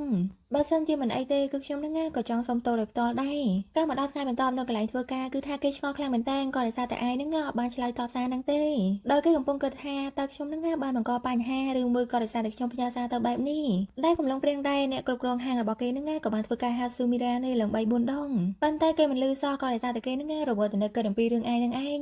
พอต่อไปเกยชลายตอบเนี่ยกรุบกรองห่างกับบ้านยีไทยแล้วนั่งง่ายไอสำหรับสันเต้พอต่อไปเคยจังมาดูการเงินระบบเกยเรียนชงอได้ถ้าแต่เกยมีปัญหาไอแมนเนี่ยกรุบกรองห่างกับบ้านยีไทยไปเจริญซาแต่เกยนั่งง่ายระบบการเงินเรียนเกยเป็นดังเรียไอเวงกับบ่อนเกิดเป็นระบบซูมิราบ้านยีไทยประเภทมาดูเด็กชมโจจันนั่งง่ายคือเชียร์มาดูเด็กเมียนการเลี้ยบังพอต่อปีสมัยไฮเกี่ยวกับเกิดตีแท้ให้จอบบัสันยีเกยนั่งง่ายดังทางขชมเนี่ยคือเจียไอถ้าตัวเนี่ยตัวโนระบบปุยยังหนึ่งปีเนี่ยนั่งง่ายหนึ่งจอบแมน ងាកមកខាងស៊ឺមីរ៉ាវិញគឺថាគេនឹងពិបាកចិត្តខ្លាំងមែនតើក៏ដោយសារតែឯងនេះអត់ឆ្លើយតបសារគេសោះគឺគេបារម្ភថាតើខ្លួនរបស់គេនឹងមានធ្វើអីខុសមែនទើបឯងនេះមិនព្រមឆ្លើយតបសារហើយបើសិនជាបែបហ្នឹងថាតើខ្ញុំនឹងគួរធ្វើបែបណាតទៀតដែលពេលហ្នឹងដែរឃើញថាស៊ឺមីរ៉ានឹងកំពុងតែជក់ដៃឯងដែលមើលទៅប្រហែលជាឆ្ងាញ់ណាស់ហើយមើលទៅបើតើវាឃើញអញ្ចឹងឯងក៏បាននិយាយថាស៊ឺមីរ៉ាគឺលោនឹងពិតជាគួរឲ្យស្រឡាញ់ពិតមែនហើយគេប្រងអោនថើបហើយប៉ុន្តែស៊ឺមីរ៉ាក៏បានខន់ដោយគេបាននិយាយថាឯងថាតើលោកមានរឿងអ្វីលាក់បាំងខ្ញុំដែរអន់គឺខ្ញុំដឹងហើយថាឯងហ្នឹងគឺជាអេណាកាហើយអេណាកាគឺជាឯងបន្ទាប់ពីលឺអញ្ចឹងគឺថាគេភ័យខ្លាំងមែនតើតាំងតែការពិតទៅគឺគេហ្នឹងគ្រាន់តែយកសពប៉ុណ្ណោះដោយសារតែគេគិតអំពីរឿងហ្នឹងច្រើនពេកអញ្ចឹងហើយរហូតដល់ធ្វើឲ្យគេនេះដេកយកសពនៅកិនបន្តិចក្រោយមកឃើញថាគេក៏បានមកដល់កន្លែងធ្វើការអ្នកផានមុខក៏បានសួរដែរថាមានរឿងអីហេតុបានជាលោកហ្នឹងគេបានគ្រប់គ្រាន់ឯងក៏តបថាក៏ដោយសារតែយកមីងខ្ញុំគេយកសពអាក្រក់បន្ទាប់ពីលើបែបហ្នឹងអ្នកមេអាប់ក៏បាននិយាយថាប្រហែលជាការងារលោកច្រើនពេកហើយមើលទៅដោយសារតែពេលយកគឺលោកត្រូវទៅសាលារៀនខាង design ទៀតហើយនៅការងារជាតារាទៀតអញ្ចឹងហើយគឺលោកនឹងពិតជារវល់ណាស់ហើយឯងក៏បន្ថែមថាសម្រាប់ការងារទាំងអស់ហ្នឹងគឺខ្ញុំបានគ្រប់គ្រងពេលវេលាវាបានល្អណាស់បើសូម្បីតែទៅសាលារៀនគឺខ្ញុំក៏ព្យាយាមលាក់អត្តសញ្ញាណដែរគឺគ្មានអ្នកណាស្គាល់ទេបន្ទាប់ពីលើអញ្ចឹងអ្នកផាត់មុខក៏បន្តសួរទៀតថាបើអញ្ចឹងហ្នឹងការយកសពអាក្រក់របស់លោកនេះក៏ដោយសារតែការប្រឡងប្រជែងមែនឯងក៏បានតបថាអត់ទេតើតើនៅរឿងទំនាក់ទំនងបន្ទាប់ពីលើអញ្ចឹងយើងមេអាប់ហ្នឹងក៏រៀបញាប់អោដែរហើយក៏បានព្យាយាមបញ្ជាក់ថាតើគេជាអ្នកណាគឺខ្ញុំហ្នឹងពិតជាចំណាយពួកគេមែនទែនដែលមើលទៅប្រហែលជាលោកហ្នឹងពិតជាចូលចិត្តពួកគេខ្លាំងណាស់ហើយបន្ទាប់ពីលើអញ្ចឹងឯងរៀនស្ងាយមកបន្តិចហើយគេនិយាយថាពិតណាស់គឺចូលចិត្តណាស់បន្ទាប់ពីលើអញ្ចឹងយើងផាត់មុខឡើងខ្នាញ់តែម្ដងក៏បានវាយម្ដាយហើយនិយាយថាឈប់ទៅឈប់និយាយអំពីរឿងស្នេហានឹងទៀតដែលពេលហ្នឹងដែរឯងក៏បានគិតក្នុងចិត្តថាតាំងតែពីពួកយើងបានដើរលេងជាមួយគ្នាកាលពីអាទិត្យមុនតើធ្វើឲ្យខ្ញុំដឹងថាគឺខ្ញុំហ្នឹងបានចូលចិត្តស៊ឺមីរ៉ាហើយគេនៅតែបន្តគិតពីសម្ដីរបស់ស៊ឺមីរ៉ាបាននិយាយថាមនុស្សដែលខ្ញុំចូលចិត្តហ្នឹងគឺជាមនុស្សដែលគ្មានអ្វីលាក់បាំងពីខ្ញុំបន្ទាប់ពីនឹកគិតដល់ពេលហ្នឹងហើយគេឆ្ងល់ដែរថាតើស៊ឺមីរ៉ាហ្នឹងធ្លាប់មានរឿងអ្វីកើតឡើងពីមុនមកដែរអន់ហើយចុះបើសិនជាខ្ញុំស្រឡាញ់គេហើយចង់បង្កើតទំនាក់ទំនងជាមួយនឹងគេគឺមិនមែនជាឯងទេក៏ដោយសារតែឯងហ្នឹងមិនមែនជាខ្លួនរបស់ខ្ញុំពិតទេដូច្នេះហើយខ្ញុំត្រូវប្រាប់គេថាគឺខ្ញុំហ្នឹងគឺជាអេណាកាបន្ទាប់ពីសម័យហើយក្រុមការងារក៏បានមកហៅគេចេញទៅធ្វើការតកាលមកដល់ហាងកៅអៅដែលស៊ឺមីរ៉ាធ្វើការហ្នឹងក៏ឃើញមិត្តរួមថ្នាក់របស់គេក៏បានមកទិញខោអាវកំពុងតែរើសកៅអៅសុកហ្នឹងដែលពេលនោះដែរគេចាប់អារម្មណ៍ឃើញស៊ឺមីរ៉ាហើយគេក៏បានរាក់ទាក់ហើយក៏បានសួរថាតើឯងហ្នឹងធ្វើការនៅទីនេះមែនចំណែកស៊ឺមីរ៉ាវិញក៏បានឆ្លើយទេឃើញថាទឹកមុខរបស់គេហ្នឹងមិនសូវល្អសោះថ្ងៃនេះដែលពេលហ្នឹងដែរអ្នកគ្រប់គ្រងហាងក៏បានដែរចេញមកហើយនិយាយថាបើសិនជាលោកចាប់អារម្មណ៍ហ្នឹងអាចទៅលួមើលសិនបានហើយម្នាក់ទៀតក៏បន្តរើសអើហើយក៏បានសួរថាតើវាហ្នឹងគឺជាគំរូដែលឯងនេះពាក់ហ្នឹងមែនស៊ឺមីរ៉ាក៏តបថាពិតណាស់គឺវាហ្នឹងល្បីល្បាញណាស់នៅក្នុងហាងនេះហើយសម្រាប់ឈុតនេះដែរគឺនៅក្នុងប្រទេសយើងហ្នឹងមានតែនៅស្តុកក្នុងហាងនេះមួយទេបន្ទាប់ពីរៀបរាប់ក៏អោបប្រាប់ភ្ញៀវហើយគេបន្តគិតទៀតថាតើមានរឿងអីហេតុបានជាឯងហ្នឹងមើលឆាតខ្ញុំហើយអត់ឆ្លើយអញ្ចឹងបន្តិចក្រោយមកឃើញថាពីរនាក់នេះក៏បានដើរចេញពីហាងហ្នឹងហើយពួកគេកំពុងគិតថាតើឯងមានរឿងអីមែនដែលមើលទៅថ្ងៃនេះដូចជាគេហ្នឹងមិនសូវសប្បាយចិត្តសោះមើលម្នាក់ទៀតក៏បានឆ្លើយថាប្រហែលជាគេនៅកន្លែងធ្វើការហើយទៅបែបហ្នឹងបន្ទាប់ពីជជែកគ្នាហើយពួកគេក៏បានសប្បាយដែរចេញពីកន្លែងហ្នឹងទៅងាកមកស៊ឺមីរ៉ាវិញគឺគេហ្នឹងកំពុងតែគិតថាតើគេនេះមិនអាចជួបឯងទៀតទេមែនហើយចុះបើសិនជាខ្ញុំមិនអាចជួបគេបានទៀតអញ្ចឹងផ្លូវតែមួយឥឡូវនេះគឺខ្ញុំហ្នឹងត្រូវតែប្រកួតប្រជែងឲ្យឈ្នះតាមមកដល់សាលារៀនក៏ឃើញថាគេហ្នឹងខិតខំប្រឹងប្រែងណាស់ក្នុងការ design មុនដែលពេលហ្នឹងដែរអ្នកគឺក៏បានដើរចូលមកហើយនិយាយថាសម្រាប់ការប្រកួតប្រជែងមួយនេះសម្រាប់ model ដែលយើងបាននិយាយពេលមុនហ្នឹងគឺការវិភាគរបស់គេឥឡូវនេះចន់គ្នាហើយអញ្ចឹងហើយឥឡូវនេះក្រុមនីមួយៗហ្នឹងត្រូវតែមានម្នាក់គឺធ្វើជា model សម្រាប់ mode ខ្លួនឯងបន្ទាប់ពីលើអញ្ចឹងឃើញថាសាប់ម្នាក់ហ្នឹងក៏រៀងពិបាកចិត្តដែរមិនដឹងថាតើក្រុមរបស់គេនេះឲ្យអ្នកណាធ្វើជា model បើសិនជាអត់ជំរឿគឺមានតែធ្វើការប៉ាស៊ីងសូមទេអ្នកណាចាញ់អ្នកនឹងធ្វើទៅចំណែកក្រុមរបស់ស៊ឺមីរ៉ាវិញគេបានគិតថាមិនហ្នឹងក្រុមរបស់យើងឯនៅការឡើងធ្វើជា model ទៅដោយសារតែកម្ពុជាហើយនឹងរៀងរបស់ឯងហ្នឹងគឺស្តៀងនឹង model ឯងហ្នឹងត្រូវអន់បន្ទាប់ពីលើអញ្ចឹងអេណាកាក៏បានគិតក្នុងចិត្តថាគឺគេនឹងធ្វើពោលទៀតហើយថាមិនស្គាល់ខ្ញុំដល់ពេលអញ្ចឹងទៅគឺគេនឹងពិតជាគួរឲ្យស្រឡាញ់ណាស់រួចគេបាននិយាយថាអត់ទេគឺខ្ញុំល្ងងណាស់សូម្បីតែដើរឲ្យត្រង់ផ្លូវនឹងដើរមិនត្រង់ផងហ្នឹងបន្ទាប់ពីលើអញ្ចឹងស៊ឺមីរ៉ាក៏บอกគិតថាបើអញ្ចឹងនឹងមានន័យថានៅពេលដែលគេដើរនេះឯងនឹងដួលហើយអេណាកាក៏បានបន្ថែមថាគឺឯងស័ក្តិសមជាងអញ្ចឹងហើយឡើយនឹងឯងធ្វើទៅបន្តិចក្រោយមកឃើញថាពួកគេក៏បានមកខាងក្រៅថ្នាក់ដើម្បីសាកល្បងដើរលោមើលហើយមុននឹងគេដើរហ្នឹងស៊ឺមីរ៉ាក៏បានគិតថាការដើរជា model នេះគឺដើរដូចជាឯងអញ្ចឹងបន្ទាប់ពីនឹកគិតដល់រូបភាពរបស់ឯងហើយឃើញថាគេហ្នឹងក៏ចាប់ផ្ដើមដើរមើលទៅពិតជាដូច model ខ្លាំងមែនតើបន្ទាប់ពីគេដើរបានបន្តិចគេបានងាកមកសួរអេណាកាថាយ៉ាងណាដែរអេណាកាក៏បានឲ្យមេដាយមួយដែលនិយាយថាល្អណាស់ដោយសារតែការសម្លឹងមើលរបស់ឯងហ្នឹងមើលទៅមានស្ថិរភាពហើយបន្ទាប់មកការដើរពីកែងជើងទៅជើងខាងក្នុងគឺត្រូវបន្តល្អណាស់ស៊ឺមីរ៉ាក៏បានសួរថាតើឯងហ្នឹងជាអ្នកចំណេញមែនបាននិយាយមកដូចជាអ្នកចេះដឹងណាអេណាកាក៏បានបន្ថែមទៀតថាអ្វីដែលខ្ញុំចាប់អារម្មណ៍ហ្នឹងគឺថាឯងនេះមើលទៅបែបធម្មជាតិ បន្ទាប់ពីលើគេទៅសើអញ្ចឹងគឺថាស៊ីមីរ៉ាហ្នឹងឡើងអៀនតែម្ដងបន្ទាប់ពីឃើញគេអៀនបែបហ្នឹងអេនកាក៏បានគិតក្នុងចិត្តថានៅពេលដែលគេអៀនហ្នឹងកាន់តែគួរឲ្យស្រឡាញ់ចំណែកមើលរូបថ្នាក់របស់ពួកគេនេះក៏បានលួចមើលដែរហើយគេមិននឹកស្មានថាស៊ីមីរ៉ាហ្នឹងប្រកែកដើរបានល្អបែបនេះសោះស៊ឺមីរ៉ាក៏បានបន្ថែមទៀតថាបើសិនជាពួកយើងនៅឆ្លោះគ្នាហ្នឹងវាខាតពេលវេលាទេអញ្ចឹងហើយឥឡូវនេះខ្ញុំសម្រេចថាខ្ញុំអ្នកធ្វើក៏បានហើយចំពោះការ design បើសិនជាឯងមានគំនិតអីហ្នឹងពួកយើងអាចចែករំលែកគ្នាបានបន្ទាប់ពីលេងអញ្ចឹងអេនកាក៏សប្បាយចិត្តដែរក៏រសារតែឥឡូវនេះគឺពួកគេហ្នឹងកាន់តែស្និទ្ធស្នាលគ្នាជាងមុនបន្តិចក្រោយមកឃើញថាពួកគេក៏បានមកអង្គុយជាមួយគ្នាដើម្បីដោះដូរគំនូរព្រៀងគ្នាមើលទៅវិញទៅមកបើសូម្បីតែពណ៌ឬក៏ម៉ូដអីហ្នឹងក៏គេយកមកចេញពីពន្លឺពេលជប់ដែ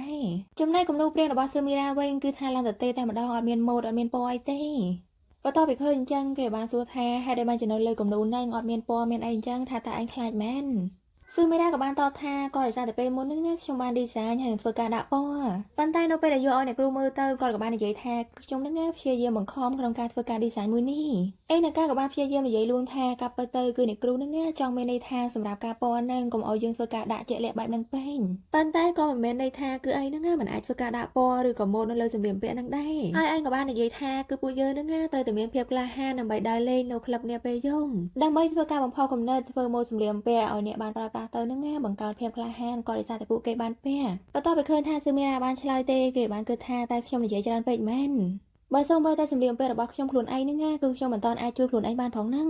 រួចគេបាននិយាយថាខ្ញុំទុំទោសផងដែលខ្ញុំនិយាយបែបនេះទៅដល់ឯងស៊ឺមីរ៉ាក៏បានតបថាអត់ទេឯងនិយាយត្រូវដោយសារតែខ្ញុំហ្នឹងដូចជាមានការកំណត់ខ្លួនឯងពេកហើយនៅពេលដែលមានរឿងកាលពីពេលមុន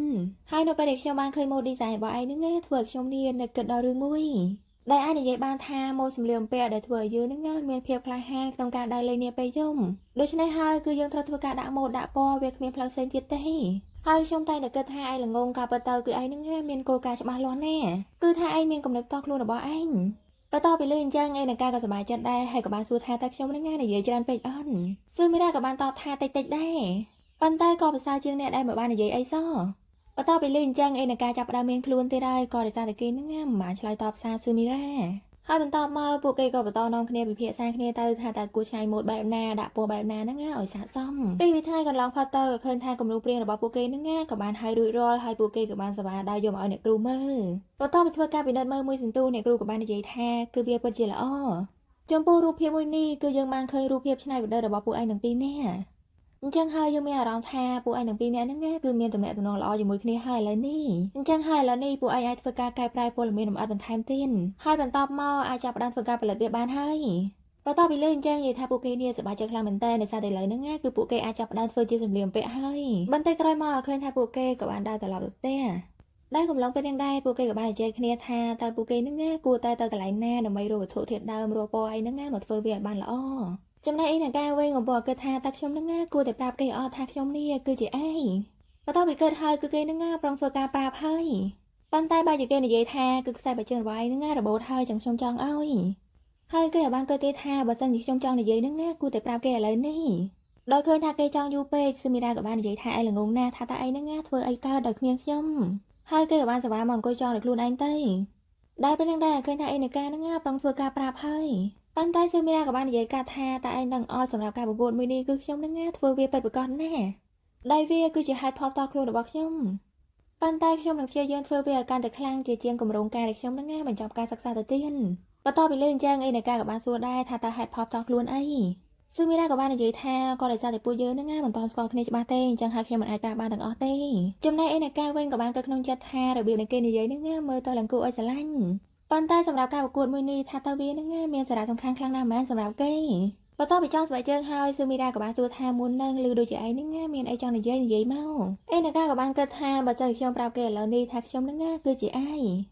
បើទោះបីជាគេអាចអភ័យទោសឲ្យឬក៏មិនអាចអភ័យទោសឲ្យនឹងក៏គេមិនអាចមានសមាធិក្នុងការធ្វើការងារនេះដែរបន្ទាប់ពីនឹកគិតហើយគេបាននិយាយថាការពិតទៅគឺខ្ញុំនឹងចង់និយាយថាការប្រកួតប្រជែងរបស់ពួកយើងនេះនៅពេលខែទៀនបន្ទាប់ពីលើអញ្ចឹងពួកគេក៏បានចាប់ដៃគ្នាហើយបន្តនិយាយថាគឺពួកយើងនឹងត្រូវតែខិតខំប្រឹងប្រែងជាមួយគ្នាក្នុងការប្រកួតមួយនេះដែលកំឡុងព្រៀងដែរនឹងការក៏បានគិតទៀតថាបើសិនជាខ្ញុំប្រាប់គេការពិតនឹងចាំចាប់ការប្រកួតមួយនេះខ្ញុំប្រាប់ក៏បានក៏មកដល់ថ្ងៃបន្តឃើញថាពួកគេនឹងញាប់ដៃញាប់ជើងណាក្នុងការជ្រើសរើសពណ៌ហើយនឹងកណ្ណាន់បន្ទាប់ពីជ្រើសរើសហើយឥឡូវហ្នឹងពួកគេមកវាស់ទំហំរបស់ស៊ឺមីរ៉ាម្ដងដោយសារតែគេនឹងជាម៉ូដែលសម្រាប់ការប្រកួតមួយនេះអញ្ចឹងហើយត្រូវវាស់ទំហំរបស់គេមុនធ្វើការផលិតបន្ទាប់ពីវាស់ហើយពួកគេក៏បន្តធ្វើការរើសពណ៌ទៀតទៅក៏ដោយសារតែពណ៌អាវហើយនិងពណ៌ខោនឹងសុទ្ធតែពណ៌ខុសគ្នា ហើយក៏ឃើញថាម្នាក់ៗហ្នឹងញាប់ដៃញាប់ជើងខ្លាំងមែនតើសូម្បីតែត្រឡប់ទៅដល់ផ្ទះហើយក៏ពួកគេនេះនៅតែបន្តធ្វើការងារគេដែរចំណែកស៊ឺមីរ៉ាវិញបន្តធ្វើការងារគេហើយគេបានឆ្លៀតយកទូរស័ព្ទមកមើលអញ្ចឹងណាថាតើឯងនេះមើលសាររបស់គេអន់ប៉ុន្តែនៅពេលដែលគេយកមកមើលហើយក៏ឃើញថាឯងហ្នឹងពិតជាបានមើលប៉ុន្តែមិនបានឆ្លើយបន្ទាប់ពីឃើញអញ្ចឹងគឺថាគេក៏សែដែរប៉ុន្តែគេព្យាយាមលើកទឹកចិត្តខ្លួនឯងថាគឺខ្ញុំហ្នឹងត្រូវតែយកចិត្តទុកដាក់ក្នុងការប្រឡងមួយនេះឲ្យបានកាលមកដល់ថ្ងៃបន្តឃើញថាឯនៃការហ្នឹងក៏ចាប់ផ្ដើមកាត់ម៉ូតអាវហើយប៉ុន្តែឃើញថាគេកាន់សើល្អសោះបន្ទាប់ពីឃើញអញ្ចឹងស៊ឺមីរ៉ាក៏មកស្ដីឲ្យដែរគេហ្នឹងក៏បានមកធ្វើជំនួសទៅបន្តិចក្រោយមកឃើញថាអាវរបស់គេហ្នឹងក៏ចាប់ផ្ដើមចេញរៀងហើយតាំងមកដល់ថ្ងៃបន្តទៀតឃើញថាពួកគេហ្នឹងខិតខំប្រឹងប្រែងណាស់ទោះបីជាសិស្សដទៃនេះត្រឡប់ទៅផ្ទះអស់ហើយក៏ពួកគេទាំងពីរនាក់ហ្នឹងនៅតែបន្តធ្វើការងារគេទៀតដែលពេលហ្នឹងដែរសនសុកក៏បានឡើងមកហើយនិយាយថាសាលាចិត្តបាត់ហើយអញ្ចឹងហើយបញ្ញាប់តិចទៅដោយឃើញថាការងាររបស់ពួកគេអត់ទាន់ហើយទេបើសិនជាទុកដល់ស្អែកប្រហែលជាការងារនេះនឹងធ្វើមិនទាន់រួចគេបានសួរឯនកាថាតើឯងហ្នឹងចង់ទៅផ្ទះខ្ញុំដែរអត់ក៏ដោយសារតែផ្ទះរបស់ខ្ញុំចិនគឺមានន័យថាសម្រាប់ម៉ូតមួយនេះគឺយើងហ្នឹងត្រូវធ្វើឲ្យហើយយប់នេះដោយសារតែខ្ញុំមិនអាចធ្វើបានទេបើគ្មានឯងបន្តិចក្រោយមកឃើញថាពួកគេក៏បានមកដល់កន្លែងអង្គុយមួយស៊ឺមីរ៉ាក៏បាននិយាយថាឥឡូវហ្នឹងឯងនៅស្ងៀមទៅខ្ញុំត្រូវការស្មាឯងតែងបន្តិចក្រោយមកឃើញថាគេនេះគេលក់បាតក៏ដោយសារតែគេហត់នឿយពេកបន្ទាប់ពីឃើញអញ្ចឹងឯនកាក៏បានគិតថាសម្រាប់ពេលនេះគឺគេហ្នឹងមានចរិតខុសគ្នានៅពេលដែលគេនៅជាមួយនឹងឯងប៉ុន្តែក៏ល្អដែរក៏ដោយសារតែគេនៅជាមួយខ្ញុំហ្នឹងគេអាចបង្ហាញចរិតធម្មជាតិរបស់គេបានដោយសារតែគេមិនបានគិតខ្ញុំនៅក្នុងផ្លូវមួយនោះមួយសន្ទុះក្រោយមកឃើញថាពួកគេហ្នឹងជិតដល់ផ្ទះហើយស៊ឺមីរ៉ាក៏បាននិយាយថាកាលពីថ្ងៃមុនឯងសួរថាតើខ្ញុំហ្នឹងមានអាយដលដែរអន់ដែលការពិតទៅគឺខ្ញុំហ្នឹងមានអាយដលម្នាក់បន្ទាប់ពីនិយាយហើយគេបានចាក់សោទ្វារនាំឯនកាចូលទៅដែលពេលហ្នឹងដែរស៊ឺមីរ៉ាក៏បានហៅគេហ្នឹងងាកមកមើលអាយដលរបស់ខ្លួនដោយគេបានបញ្ជាក់ថាការពិតទៅអាយដលរបស់ខ្ញុំហ្នឹងគឺជាឯងចំណែកឯនកាវិញទៅឃើញរូបរបស់ខ្លួនឯងនៅផ្ទះរបស់ស៊ឺមីរ៉ាប៉ុណ្ណានៅអញ្ចឹងណាគឺថាគេភ្ញាក់ផ្អើលមែនតើបន្ទាប់ពីឈួរសម្លឹងមើលរូបខ្លួនឯងហើយគេបានធ្វើពើសួរថាតើគេអ្នកនឹងជាអ្នកណាស៊ឺមីរ៉ាក៏បានសួរវិញថាហេតុអីបានជាឯងនិយាយអញ្ចឹងក៏ដោយសារតែឯងក៏ស្គាល់ដែរហ្នឹងហើយមួយវិញទៀតចំពោះរឿងហ្នឹងគឺអ្នកនៅក្នុងថ្នាក់ហ្នឹងអត់ដឹងទេគឺយើងប្រាប់តែឯងម្នាក់ទេឯនកាក៏បានតបថាគឺយើងដឹងហើយដែលពេលហ្នឹងដែរស៊ឺមីរ៉ាក៏បាននិយាយថាគឺឯងហ្នឹងចាត់ទុកថាផ្ទះនេះដូចជាផ្ទះរបស់ឯងទៅចាំយើងយកតែយកឯងមកឲ្យផឹងបន្ទាប់ពីបានផឹកតែហើយឯនកាក៏បន្តគិតទៀតថាគឺវាចម្លែកណាស់នៅពេលដែលខ្ញុំសម្លឹងមើលមុខខ្លួនឯងបែបនេះចំណែកស៊ឺមីរ៉ាវិញក៏បានសប្បាយយកទស្សនាវដ្តីដែលមានរូបឯងនៅលើហ្នឹងយកមកបង្ហាញដោយគេបានបន្ថែមថាគឺឯងមើលមុខមាត់របស់គាត់ទៅគឺខ្ញុំហ្នឹងពិតជាស្រឡាញ់គាត់ខ្លាំងណាស់ហើយបើសូម្បីតែការភ្នែករបស់គាត់ហ្នឹងក៏កាន់តែស្អាតដែរហើយពិសេសមួយទៀតគឺខ្ញុំស្រឡាញ់ការដើររបស់គាត់ខ្លាំងមែនទែនបើសូម្បីតែស្ទាយនឹងការស្លៀកពាក់គឺខ្ញុំក៏ចម្លងតាមគាត់ដែរបន្ទាប់ពីលឺអញ្ចឹងឯនកាក៏បានគិតក្នុងចិត្តថានៅពេលដែលឯងធ្វើបែបហ្នឹងធ្វើឲ្យខ្ញុំហ្នឹងមានអារម្មណ៍ថាអៀនណារួចគេក៏បាននិយាយថានៅពេលដែលឯងបាននិយាយអំពីរឿងរបស់គាត់ហ្នឹងទឹកមុខរបស់ឯងនេះឡើងស្រស់ស្រាយតែម្ដងស៊ឺមីរ៉ាបន្ថែមទៀតថាកាប់ពិតទៅរឿងរ៉ាវទាំងអស់ហ្នឹងគឺខ្ញុំតែលាក់ទុកម្នាក់ឯងហើយនេះក៏ជាលើកដំបូងដែរដែលខ្ញុំព្រមប្រាប់អាយដលរបស់ខ្ញុំហ្នឹងទៅអ្នកដទៃទៅខ្ញុំរីករាយដែលវាពិតជាធ្វើឲ្យយើងហ្នឹងមានអារម្មណ៍ថាសប្បាយរីករាយណាស់នៅពេលដែលបាននិយាយអំពីអាយដលរបស់ខ្លួនបន្ទាប់ពីលេងអញ្ចឹងឯនកាក៏បានតបថាគឺវាក៏ល្អដែរអញ្ចឹងស៊ឺមីរ៉ាក៏បានបន្ថែមទៀតថាឥឡូវនេះខ្ញុំឃ្លានហើយថាតើឯងចង់ញ៉ាំអីដែរអន់ហើយគេក៏បានដើរទៅបើកទូទឹកកកឃើញថាមានអាហារដែលគេបានធ្វើទុកនេះជាច្រើននៅក្នុងទូបន្ទាប់ពីឃើញអញ្ចឹងឯនកាក៏រៀងភ្ញាក់ផ្អើលដែរក៏បានសួរថាតើរបស់នឹងឯងធ្វើទាំងអស់មែនស៊ឺមីរ៉ាក៏បានតបថាពិតណាស់ក៏ដោយសារតែខ្ញុំរស់នៅម្នាក់ឯងត្រូវមានរបស់ត្រៀមទុកជាច្រើនបន្ទាប់ពីលើអញ្ចឹងឯនកាក៏បានបន្ថែមថាគឺឯងនេះចេះគ្រប់យ៉ាងតែម្ដងអ្វីក៏ប្រកែកដែរបន្តិចក្រោយមកឃើញថាអាហាររបស់គេក៏បានរៀបចំហើយបន្ទាប់ពីបានញ៉ាំភ្លាមហ្នឹងឯនកាក៏បាននិយាយថាគឺវាពិតជាឆ្ងាញ់ណាស់បន្ទាប់ពីលើគេទៅសារថាឆ្ងាញ់អញ្ចឹងស៊ឺមីរ៉ាក៏សប្បាយចិត្តដែរដែលពេលហ្នឹងដែរឃើញថាឯនកាហ្នឹងចាប់ញ៉ាំស្រីដៃអត់បានទេដែលមើលទៅហាក់ដូចជាគេអត់ចេះប្រើចង្កឹះបន្ទាប់ពីឃើញបែបហ្នឹងស៊ឺមីរ៉ាក៏បានចាប់ឲ្យហើយយកទៅបញ្ចុកគេតែម្ដងហើយគេថែមទាំងនិយាយថាគឺខ្ញុំមានអារម្មណ៍ថាដូចជាខ្ញុំហ្នឹងធ្វើការបញ្ចុកសត្វចិញ្ចឹមអញ្ចឹងប៉ុន្តែមើលតែឯងឥឡូវនេះទៅក៏ដូចជាសត្វបក្សីផងដែរក៏ដោយសារតែឈ្មោះរបស់ឯងហ្នឹងជាឯនកាដោយឈ្មោះឯនកាហ្នឹងបើនៅក្នុងប្រទេសជប៉ុនហ្នឹងគឺវាជាប្រភេទសត្វបក្សីមួយអញ្ចឹងហើយទៅស៊ឺមីរ៉ាហ្នឹងបើដូចគេថាដូចជាសត្វបក្សីអញ្ចឹងទៅចំណែកឯនកាក៏បាននិយាយទៀតថាសម្រាប់អាហារទាំងអស់នេះគឺឆ្ងាញ់គ្រប់មុខតែម្ដងបន្ទាប់ពីលើគេសរសើរពេកអញ្ចឹងណាស៊ឺមីរ៉ាក៏បានតបវិញថាគឺឯងនិយាយផ្លូវពេកហើយ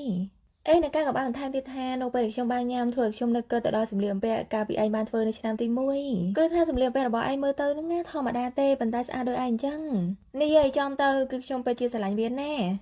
ាស៊ឺមីរ៉ាក៏បានតបវិញថាសម្រាប់សម្លៀកបំពាក់មួយនឹងគឺខ្ញុំនឹងមិនសូវចូលចិត្តវាខ្លាំងណាស់ណាទេឯនកាក៏បានសួរទៀតថាមូលហេតុអីស៊ឺមីរ៉ាក៏បានតបទៀតថាក៏ដោយសារតែសម្លៀកបំពាក់នឹងគឺវាដូចនឹងសម្លៀកបំពាក់ដែលម៉ាក់របស់ខ្ញុំធ្លាប់ពាក់ ក៏ដោយសារតែគាត់នឹងបានចាក់ចេញពីផ្ទះបាត់ហើយការដែលខ្ញុំធ្វើសម្លៀកបំពាក់មួយនឹងគឺខ្ញុំក៏ចង់ដឹងថាតើខ្ញុំអាចសម្លងសម្លៀកបំពាក់ដែលមានស្រាប់ដែរបានអន់អញ្ចឹងហើយទើបខ្ញុំសម្រេចចិត្តជ្រើសរើសរចនាបែបសាមញ្ញបំផុតប៉ុន្តែនៅពេលដែលខ្ញុំធ្វើហើយគឺឃើញថាវាដូចរបស់គាត់ខ្លាំងមែនទែនបន្ទាប់ពីលេងអញ្ចឹងឯនការក៏បានសុំទោសក៏ដោយសារតែគេនឹងហើយជាអ្នករំលឹករឿងចាស់ហ្នឹងស៊ឺមីរ៉ាក៏បានតបទៀតថាមិនអីទេក៏ដោយសារតែពួកគាត់បានលេងលះគ្នាហើយប៉ុន្តែអ្វីដែលខ្ញុំមិនអាចបំភ្លេចបានគឺពួកគាត់មិនដែលប្រាប់ការពិតដល់ខ្ញុំទេគឺពួកគាត់បានរក្សាខ្ញុំទុកក្នុងភាពងងឹតគ្រប់ពេលបន្ទាប់ពីលើបែបហ្នឹងឯនការក៏បានសម័យនឹកទៅដល់ពាក្យដែលគេបាននិយាយថាគឺមនុស្សដែលខ្ញុំស្រឡាញ់ហ្នឹងណាគឺជាមនុស្សដែលគ្មានអ្វីលាក់បាំងចំពោះខ្ញុំស៊ឺមីរ៉ាក៏បានបន្ថែមទៀតថានៅពេលដែលម៉ាក់របស់ខ្ញុំមានអ្នកថ្មីគឺប៉ារបស់ខ្ញុំក៏បានដឹងដែរហើយបន្ទាប់មកគេបានសម័យកាលពីគេនៅតូចហ្នឹងណាឃើញថាគ្រួសាររបស់គេនេះរីករាយខ្លាំងមែនតើដែលមើលទៅឃើញថាឪពុកម្ដាយរបស់គេហ្នឹងមើលទៅស្រឡាញ់គ្នាខ្លាំងណាស់ប៉ុន្តែមានថ្ងៃមួយម៉ាក់របស់គេក៏បានរៀបចំអ្វីៗចេញពីផ្ទះតើវាឃើញអញ្ចឹងស៊ឺមីរ៉ាក៏បានសវ៉ារត់តាមហើយក៏បានធ្វើការខកទៀតថាតើម៉ាក់ប្រុងទៅណាដែលពេលហ្នឹងដែរម៉ាក់របស់គេក៏បាននិយាយថាក៏ដោយសារតែឥឡូវនេះពួកយើងបានបែកគ្នាហើយក៏បានដែរចេញទៅបន្ទាប់ពីម៉ាក់របស់គេចេញទៅទើបគេដឹងថាកាប់ពិតទៅភាពរីករាយកាលពីមុនហ្នឹងគឺវាជាការកុហកទាំងអស់បន្ទាប់ពីដឹងហើយគឺថាគេជឿចាប់ខ្លាំងមែនទែនដូច្នេះហើយទើបខ្ញុំមិនចង់មានអារម្មណ៍បែបហ្នឹងទៀតតែដោយសារតែបែបហ្នឹងទើបខ្ញុំមិនចង់ទៅផ្ទះហើយបន្ទាប់មកទៅមើលការបង្ហាញមុនដែលនោះហើយជារបៀបដែលខ្ញុំបានទៅរកឃើញអាយហើយរកឃើញក្តីសម្បត្តិរបស់ខ្ញុំបន្ទាប់ពីលេងអញ្ចឹងឯនការក៏បានសួរអញ្ចឹងដែរអំពីរឿងក្តីសម័យរបស់គេស៊ឺមីរ៉ាក៏បានបន្ថែមទៀតថាក៏ដោយសារតែឥឡូវនេះពួកយើងជាមិត្តភក្តិនឹងគ្នាហើយខ្ញុំមិនមានអីលាក់បាំងទៀតទេក្តីសម័យរបស់ខ្ញុំហ្នឹងគឺខ្ញុំចង់ឲ្យអាយធ្វើការពាក់សម្លៀកបំពាក់ដែលខ្ញុំបានច្នៃដោយបង្ហាញមុននៅពេលដែលយើងមានក្តីសម័យគឺធ្វើឲ្យយើងនឹងមានអារម្មណ៍ថាវាអស្ចារ្យណាស់ហើយខ្ញុំគ្រាន់តែសម័យថាអាយដលរបស់ខ្ញុំបានពាក់សម្លៀកបំពាក់ដែលខ្ញុំបានច្នៃនឹងគឺធ្វើឲ្យខ្ញុំមានកម្លាំងចិត្តដើម្បីឆ្លងកាត់បញ្ហាគ្រប់យ៉ាងឈានដល់គោលដៅរបស់ខ្ញុំដែលទាំងអស់នឹងហើយជាមូលហេតុដែលជំរុញឲ្យខ្ញុំធ្វើការចូលរួមប្រគួតបន្ទាប់ពីលេងអញ្ចឹងឯនៅការក៏រៀងពិបាកចិត្តដែរក៏ដោយសារតែគេនឹងមានរឿងលាក់បាំងជាមួយនឹងស៊ឺមីរ៉ាបន្ទាប់ពីញ៉ាំអីហើយពួកគេក៏បន្តធ្វើការងារតទៀតដែលកំឡុងពេលហ្នឹងដែរឯនការក៏បានគិតថាគឺខ្ញុំមិនអាចប្រាប់គេរឿងពិតឥឡូវនេះទេគឺខ្ញុំត្រូវរងចាំរហូតដល់ការប្រកួតបានបញ្ចប់ទើបខ្ញុំអាចប្រាប់បានប៉ុន្តែបើសិនជាខ្ញុំរងចាំរហូតដល់បញ្ចប់ការប្រកួតគឺវាមិនដូចជាអ្វីដែលប៉ាម៉ាក់របស់គេបានលាក់បាំងគេទេមែន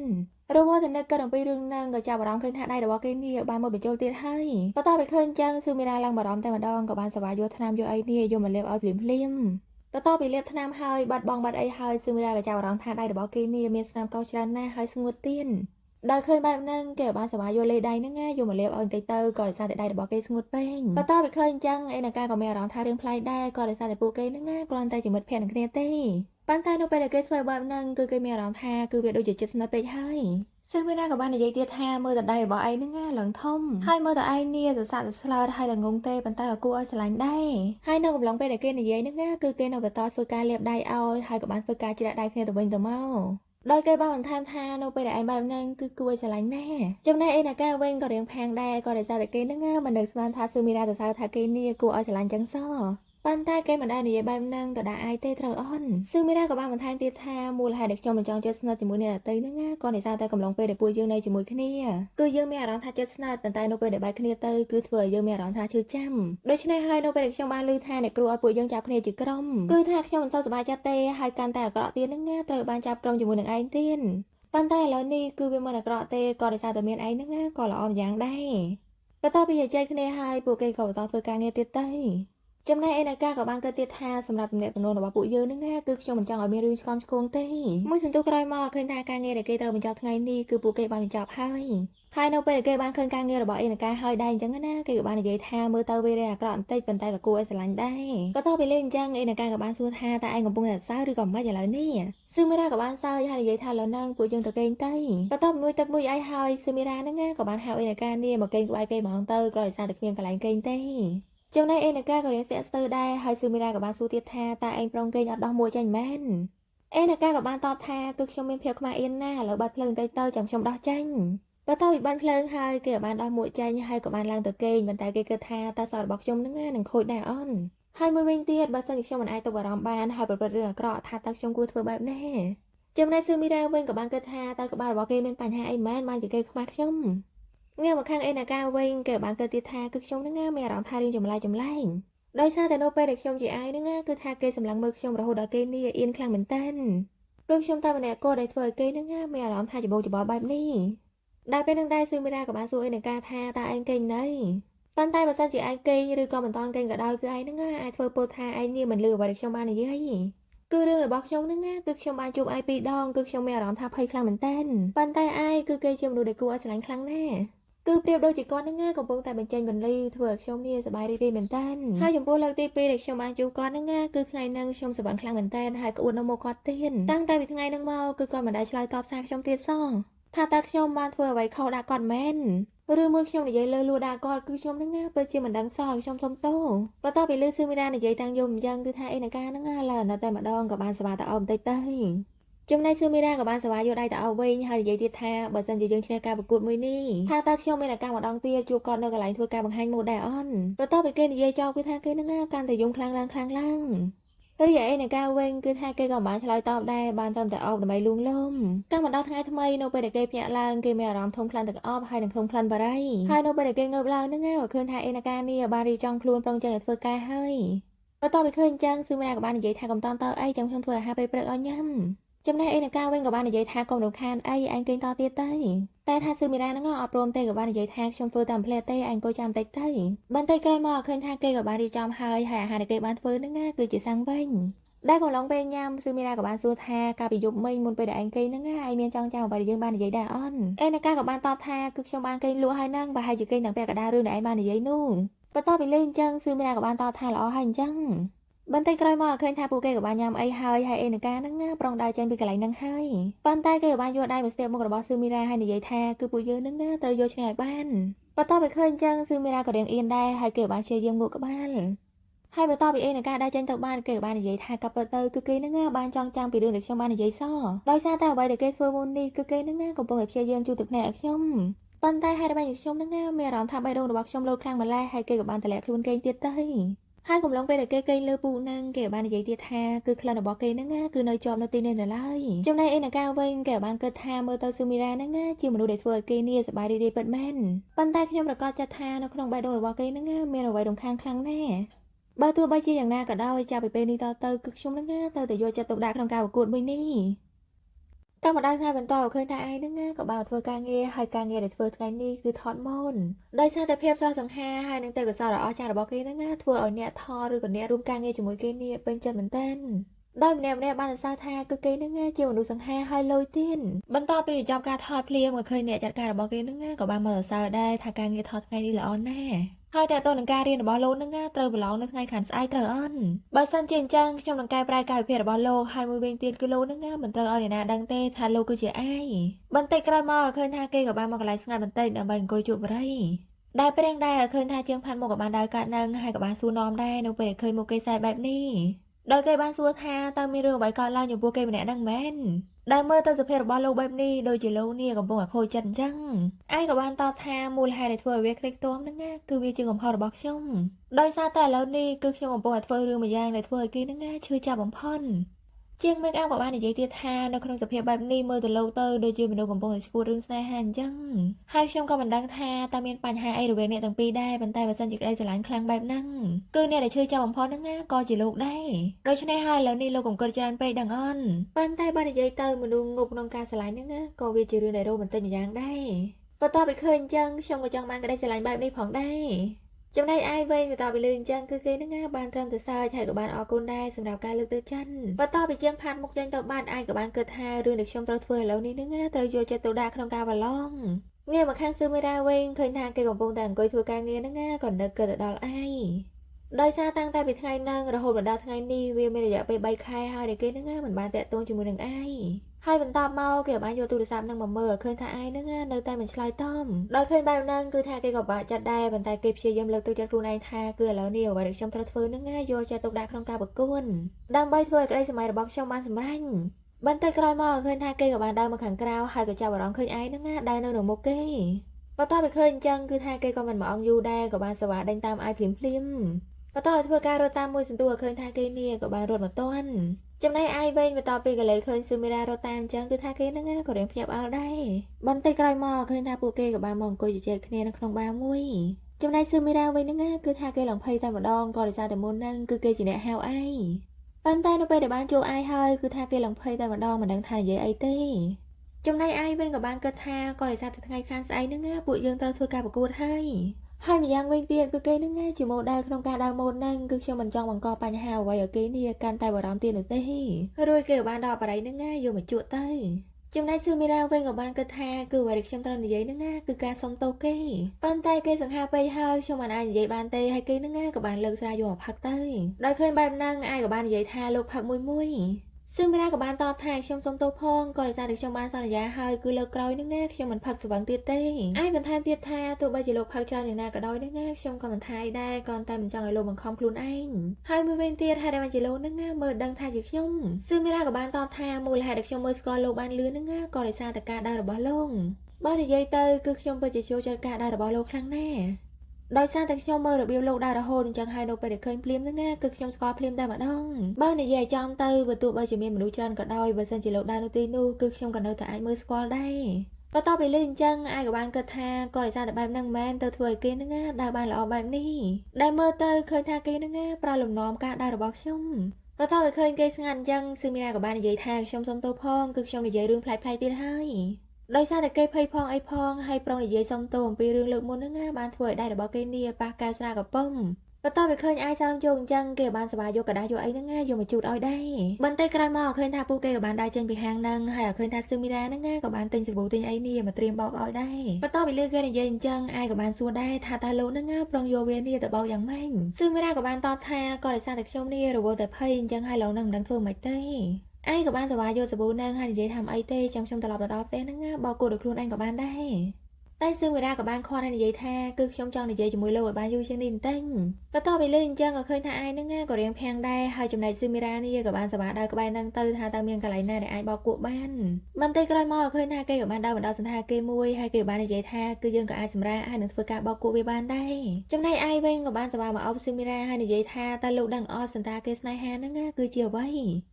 ីគឺវាជាកន្លែងដែលគូស្នេហ៍ហ្នឹងតែងតែមកជាមួយគ្នាថាតើលោកដឹងអត់ប៉ុន្តែសម្រាប់ខ្ញុំវិញគឺខ្ញុំក៏មិនថាអីដែរក៏ដោយសារតែមកទីនេះជាមួយលោកហើយចាស់លោកវិញបន្ទាប់ពីឃើញគេអត់ឆ្លើយអាយក៏បាននិយាយថាមិនមែនហ្នឹងទៅរកសន្តាគារផ្សេងទៅអញ្ចឹង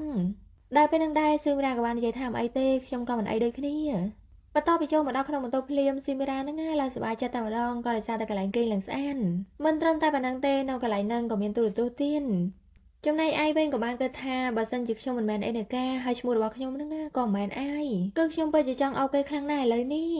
ចំណែកស៊ឺមីរ៉ាវិញនៅស្ងៀមទេក៏បានមើលចុះមើលឡើងហ្នឹងគេក៏បានចាប់អារម្មណ៍កញ្ចប់មួយដែលគេបាននិយាយថាតើវាជាតែមែនខ្ញុំមិនដែលឃើញសអាយក៏បានតបថាមែនទេគឺវាជាព្រេងរំអិលបន្ទាប់ពីលើអញ្ចឹងស៊ឺមីរ៉ាឡើងភ័យតែម្ដងក៏បានសប្បាយយកទៅទុកវិញរួចគេក៏បានគិតថាគឺខ្ញុំហ្នឹងមិនដែលរំពឹងថានឹងបានមកកន្លែងទីនេះជាមួយនឹងអាយដលរបស់ខ្លួនទេហើយបន្ទាប់មកគេក៏បានប្រាប់អាយហ្នឹងឲ្យដោះអាវទៅចាំគេយកអាវទៅបោកគក់ឲ្យចំណែកអាយវិញក៏បាននិយាយថាស៊ឺមីរ៉ាគឺលោកហ្នឹងពិតជាគួរឲ្យស្រឡាញ់ពិតមែនចំណែកស៊ឺមីរ៉ាវិញបន្ទាប់ពីលេខឃើញអាយដោះអាវបែបហ្នឹងគឺថាគេហ្នឹងឡើងអៀនតែម្ដងក៏បានសប្បាយយកដៃខ្ទប់មុងបន្ទាប់ពីឃើញអញ្ចឹងអាយក៏បានសួរដែរថាតើលោកអត់អីទេមែនចំណែកស៊ឺមីរ៉ាហ្នឹងក៏បានព្យាយាមសម្លឹងមើលទៀតហើយក៏ចាប់អារម្មណ៍ឃើញថាអាយនេះក៏ចោះរុនផ្សិតដែរបន្ទាប់ពីលឺអញ្ចឹងអាយក៏បានគិតថាក៏ដោយសារតែអេនាការហ្នឹងក៏ចោះបែបហ្នឹងដែរតែគេសង្ស័យទៅពេលហ្នឹងដែរស៊ឺមីរ៉ាក៏បានសប្បាយដល់មួយចិត្តហើយក៏បាននិយាយថាមិត្តភ័ក្តិរបស់ខ្ញុំហ្នឹងក៏គេមានបែបហ្នឹងដែរតែនៅពេលដែលលោកចោះបែបហ្នឹងមើលទៅហ្នឹងលយមែនតើគឺស័ក្តិសមនឹងលោកណារួចគេបានសប្បាយយកអាវរបស់ឯងហ្នឹងយកទៅបោកគក់ឲ្យទៅក៏ដោយសារតែគេនេះភ័យផងអៀនផងបន្តិចក្រោយមកឃើញថាគេក៏បានយកអាវហ្នឹងមកត្រាំទៅក៏ដោយសារតែវាហ្នឹងប្រឡាក់ខ្លាំងដែរអញ្ចឹងហើយដល់ត្រាំឲ្យយូរហើយបន្ទាប់ពីគេចេញពីបន្ទប់ទៅមកឃើញថាឯងបានពាក់អាសម្លៀកបំពាក់មួយទឹកហើយហ្នឹងគេបានគិតក្នុងចិត្តថាសូម្បីតែអាវនេះក៏មើលទៅតាក់ទាញដែរដោយឃើញគេឈរនៅស្ងៀមអញ្ចឹងឯងហ្នឹងក៏បានហៅគេនេះមកអង្គុយចិត្តទៅបន្ទាប់ពីបានមកអង្គុយចិត្តបងហើយស៊ឺមីរ៉ាក៏បាននិយាយថាឲ្យតែខ្ញុំបានជួបលោកហ្នឹងគឺខ្ញុំតែងតែបង្កបញ្ហាឲ្យលោករហូតអញ្ចឹងហើយខ្ញុំសុំទោសលោកផងមិនថាកាលពីពេលមុនទេគឺលោកបានមើលថែខ្ញុំបានល្អហើយខ្ញុំហ្នឹងថែមទាំងក្អួតដាក់លោកទៀតដែលនោះហើយគឺជាមូលហេតុដែលខ្ញុំហ្នឹងចង់ធ្វើការសុំទោសលោកគឺខ្ញុំពិតជាសុំទោសពិតមែនឯងក៏បានតបថាគឺលោកហ្នឹងមិនបានចាំសុំទោសអីទេគឺខ្ញុំក៏ដឹងថាលោកមិនអាចញ៉ាំស្រាច្រើនបានទេអញ្ចឹងហើយលើកក្រោយហ្នឹងផឹកល្មមបានហើយស៊ឺមីរ៉ាក៏បានសួរទៀតថាបន្តែនិយាយអញ្ចឹងថាតើមូលហេតុអីបានជាលោកមិនឆ្លើយសារខ្ញុំដោយឃើញថាគេរៀងស្ទាក់ស្ទើរក្នុងការឆ្លើយអញ្ចឹងស៊ឺមីរ៉ាក៏បាននិយាយថាគឺលោកមិនអាចនិយាយក៏បានដែរបើដែលខ្ញុំចង់និយាយពេលនេះគឺខ្ញុំចង់សុំទោសហើយមួយវិញទៀតគឺខ្ញុំចង់ស្នើសុំរឿងមួយពីលោកគឺជារឿងដែលលោកហ្នឹងអាចរក្សាការចងចាំមកលើខ្ញុំហើយបន្ទាប់មកគេក៏បានហុចកវលហើយនឹងឧបករណ៍ចង់ហ្នឹងយកមកឲ្យឯងហើយគេបានបន្ថែមថាការដែលខ្ញុំចោះមកហ្នឹងក៏ដោយសារតែលោកហើយនៅពេលដែលខ្ញុំបានស្ទាបប៉ះវាម្ដងគឺវាធ្វើឲ្យខ្ញុំនេះចងចាំនៅពេលដែលខ្ញុំបានជួបលោកដំបូង ដូច្នេះហើយនៅពេលដែលខ្ញុំមានអារម្មណ៍ថាធុញថប់ហ្នឹងណាគឺខ្ញុំតែងតែប៉ះវាហើយវាក៏បានធ្វើឲ្យខ្ញុំហ្នឹងណាតែងតែមានកម្លាំងចិត្តបន្ថែមអញ្ចឹងហើយទើបខ្ញុំគិតថានៅពេលដែលខ្ញុំអាចជួបលោកម្ដងទៀតហ្នឹងណាគឺខ្ញុំនឹងឲ្យលោកនាធ្វើថ្មីឲ្យមួយទៀតដែលវិធីនោះហើយទៅធ្វើឲ្យខ្ញុំនាចង់ចាំនៅកំឡុងពេលដែលខ្ញុំបានដើរលេងជាមួយលោកបន្ទាប់ពីឃើញគេអត់ឆ្លើយទេសឺមីរ៉ាក៏បានសួរថាតើលោកអាចធ្វើវាបានអត់ឯងក៏បានតបថាបានប៉ុន្តែនិយាយអញ្ចឹងលោកចង់ធ្វើនៅកន្លែងណាសឺមីរ៉ាក៏បានបន្ថែមថាគឺត្រង់ពោះគឺដូចជាលោកអញ្ចឹងបន្ទាប់ពីលេងអញ្ចឹងឯងក៏បានចាប់ផ្ដើមធ្វើការចោះហើយនឹងធ្វើការដាក់កវលដាក់អីនេះតែឲ្យគេទៅកំឡុងពេលនឹងដែរសឺមីរ៉ាក៏បានគិតថានៅពេលខ្ញុំបានឃើញភាពស្ទាក់ទើរបស់គាត់គឺខ្ញុំគិតថាប្រហែលជាគាត់ហ្នឹងក៏មាន fan ច្រើនដូចជាខ្ញុំអញ្ចឹងដែរហើយម្យ៉ាងវិញទៀតគឺគាត់ក៏មិនមែនជាមនុស្សដែលនិយាយថាគឺខ្ញុំមិនចង់ជួបលោកគឺលោកហ្នឹងពិតជារំខានណាស់ប៉ុន្តែខ្ញុំមិនដែលគិតថាពួកយើងនឹងមានពេលវេលាពេលយប់ជាមួយគ្នាបែបនេះទេដែលកំឡុងពេលចោះហ្នឹងក៏ឃើញថាគេហ្នឹងក៏ឈឺដែរប៉ុន្តែគេព្យាយាមទ្រាំក៏ដោយសារតែវាជាអ្វីដែល idol របស់គេធ្វើឲ្យហើយគេបានគិតទៀតថាគឺវាជាវិធីមួយយ៉ាងដែលធ្វើឲ្យគាត់ហ្នឹងតែងតែនៅលើរាងកាយរបស់ខ្ញុ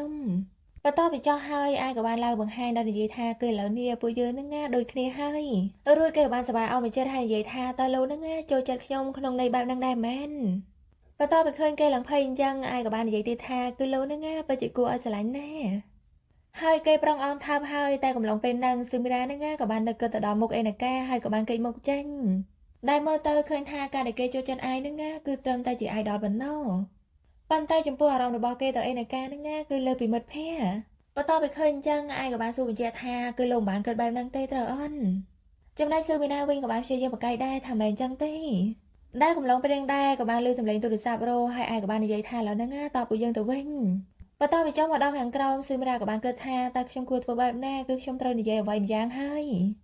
ើយថាគេប្រងនិយាយហើយប៉ុន្តែឯងក៏បាននិយាយការដល់និយាយថាឥឡូវហ្នឹងខ្ញុំត្រឡប់ទៅផ្ទះហើយចំណែកលោកវិញហ្នឹងក៏ប្រញាប់ត្រឡប់ទៅផ្ទះដែរហើយឆាប់សម្រាកទៅ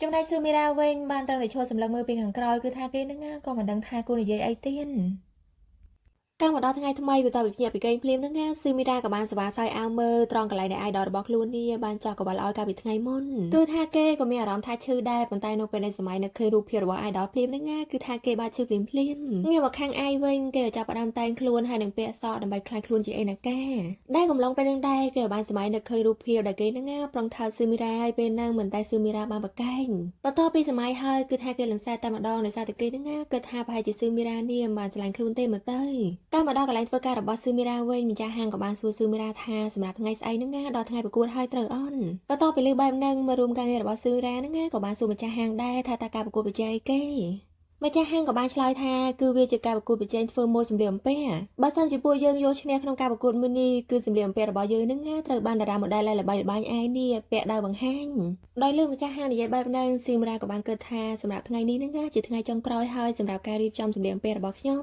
បើទោះបីជាក្តីសម័យរបស់ខ្ញុំចង់ឲ្យឯងហ្នឹងយកសម្លៀកបំពាក់ដែលខ្ញុំបានច្នៃនេះធ្វើការដើរបង្ហាញក៏ដោយប៉ុន្តែប្រហែលជាពួកយើងហ្នឹងក៏មិនអាចត្រឡប់ទៅដូចដើមបានដែររួចគេក៏បានសម័យនឹកទៅដល់រូបភាពដែលឯងហ្នឹងបានអោនមកចិត្តគេហើយនឹងរូបភាពដែលអេណាកានេះបានអោនមកចិនគឺនៅកំឡុងពេលទាំងពីរហ្នឹងគឺគេមានអារម្មណ៍ថាដូចជាគេមិនអាចបែងចែកបានទេថាតើគេហ្នឹងមានអារម្មណ៍ស្រឡាញ់ចំពោះនរណាម្នាក់ងាកមកខាងឯងវិញកំពុងតែ make up ហ្នឹងជាងក៏បានសួរដែរតើសម្រាប់ថ្ងៃស្អែកក្នុងការប្រកួតហ្នឹងថាតើអ្នកណាជាអ្នកពាក់ឈុតហ្នឹងដែរបង្ហាញថាតើជាលោកមែនឯងក៏បានតបថាអត់ទេសម្រាប់ថ្ងៃស្អែកហ្នឹងដៃគូរបស់ខ្ញុំគឺគេជាអ្នកពាក់គ្រាន់តែគេនិយាយថាដៃគូរបស់គេជាអ្នកពាក់ហ្នឹងក៏ឃើញថាទឹកមុខរបស់គេនេះឡើងសែនដោយឃើញបែបហ្នឹងជាងផាតមកក៏បានសួរបញ្ជាក់ថាតើគេម្នាក់ហ្នឹងមែនគឺគេម្នាក់ហ្នឹងដែលលោកបាននិយាយថារាល់ពេលដែលលោកនិយាយអំពីរឿងស្នេហាហ្នឹងគឺតែមានភាពល្ងងខ្លាំងចំពោះមុខគេត្រូវអន់ដោយឃើញថាគេមិនឆ្លើយទេគាត់ក៏បានបន្ថែមទៀតថាគឺវាជាពេលវេលាសម្រាប់អ្នកទាំងពីរហ្នឹងបង្ហាញរឿងជាមួយគ្នាហើយត្រូវអន់ហើយខ្ញុំក៏មិនដឹងថាមានរឿងអ្វីកើតឡើងដែរប៉ុន្តែសូមឲ្យសំណាងល្អបន្ទាប់ពីលើជាងមេអវនិយាយអញ្ចឹងឃើញថាគេហ្នឹងក៏រៀងសប្បាយចិត្តបន្តិចហើយក៏បានឆ្លើយតបថាគឺពិតណាស់តាមមកដល់ពេលល្ងាចនៅសាលារៀនក៏ឃើញថាម្នាក់ហ្នឹងញាប់ដៃញាប់ជើងក្នុងការរៀបចំសម្លៀកបំពាក់ណាដោយសារតែវាជាថ្ងៃចុងក្រោយអញ្ចឹងហើយម្នាក់ហ្នឹងត្រូវតែព្យាយាមធ្វើវាឲ្យហើយក្នុងថ្ងៃនេះចំណែកខាងអេណាកាហើយនឹងស៊ឺមីរ៉ាហ្នឹងក៏ញាប់ដៃញាប់ជើងដែរគឺថាពួកគេកំពុងធ្វើការដេកសម្លៀកបំពាក់ប៉ុន្តែដោយសារតែគេញាប់ពេកស៊ឺមីរ៉ាហ្នឹងត្រូវបានបញ្ចូលមុតដៃគ្រាន់តែឃើញគេមុតដៃភ្លាមហ្នឹងអេណាកាបារម្ភខ្លាំងមែនតើក៏បានសប្បាយទៅចិត្តហើយក៏បានយកបងនេះយកបាត់ឲ្យភ្លាមហើយចំពោះបងមួយហ្នឹងគឺជាបងរបស់ស៊ឺមីរ៉ាគេក៏បានយកទុកហើយយកតាមខ្លួនរហូតមក បន្ទាប់ពីបាត់ហើយគេបាននិយាយបន្ថែមថាគឺវាដូចគ្នានឹងឯងបាត់ឲ្យយើងអញ្ចឹងគឺវាជាគូ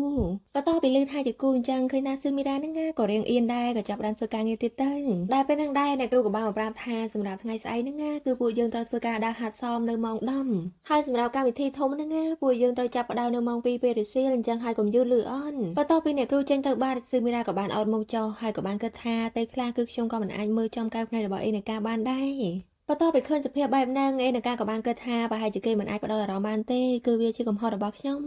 ំមួយសន្ទុះធំក្រោយមកឃើញថាពួកគេត្រូវដល់ម៉ោងទៅផ្ទះហើយមុនពេលដែលទៅហ្នឹងអេនកាក៏បាននិយាយថាគឺពួកយើងត្រូវធ្វើវាឲ្យបានល្អសម្រាប់ថ្ងៃស្អែកស៊ឺមីរ៉ាក៏បានតបថាពិតណាស់ចាំជួបគ្នានៅថ្ងៃស្អែកហើយគេក៏បានដើរចេញទៅបន្ទាប់ពីគេចេញទៅបាត់អេនកាក៏បានគិតថាគឺស៊ឺមីរ៉ាហ្នឹងខិតខំប្រឹងប្រែងធ្វើការងារមួយនេះណាគឺវាជាក្តីសុបិនរបស់គេប៉ុន្តែមិនថាតើក្តីសម័យរបស់គេហ្នឹងខ្លាចជាការពិតឬក៏អត់នោះទេហើយចុះនៅពេលដែលគេដឹងថាខ្ញុំនេះជាអាយថាតើនឹងមានរឿងអីកើតឡើងងាកមកខាងស៊ឺមីរ៉ាវិញនៅពេលដែលគេបានដើរកាត់អាក្លឹបមួយហ្នឹងគេបានគិតថាគឺវាហ្នឹងជាទីកន្លែងដំបូងដែលខ្ញុំបានដើរលេងពេលយប់ហើយវាក៏ជាទីកន្លែងដំបូងដែលខ្ញុំបានដើរលេងជាមួយនឹងអាយដែរហើយគេក៏បានសម័យនឹកគិតទៅដល់រូបភាពទាំងអស់ហ្នឹងហើយក៏បានគិតទៀតថាគឺវាហ្នឹងជាពេលវេលាដែលភ្លឺស្វាងសម្រាប់ខ្លួនរបស់ខ្ញុំប៉ុន្តែឥឡូវនេះគឺខ្ញុំពិតជាមិនយល់ពីអារម្មណ៍របស់ខ្លួនឯងសោះ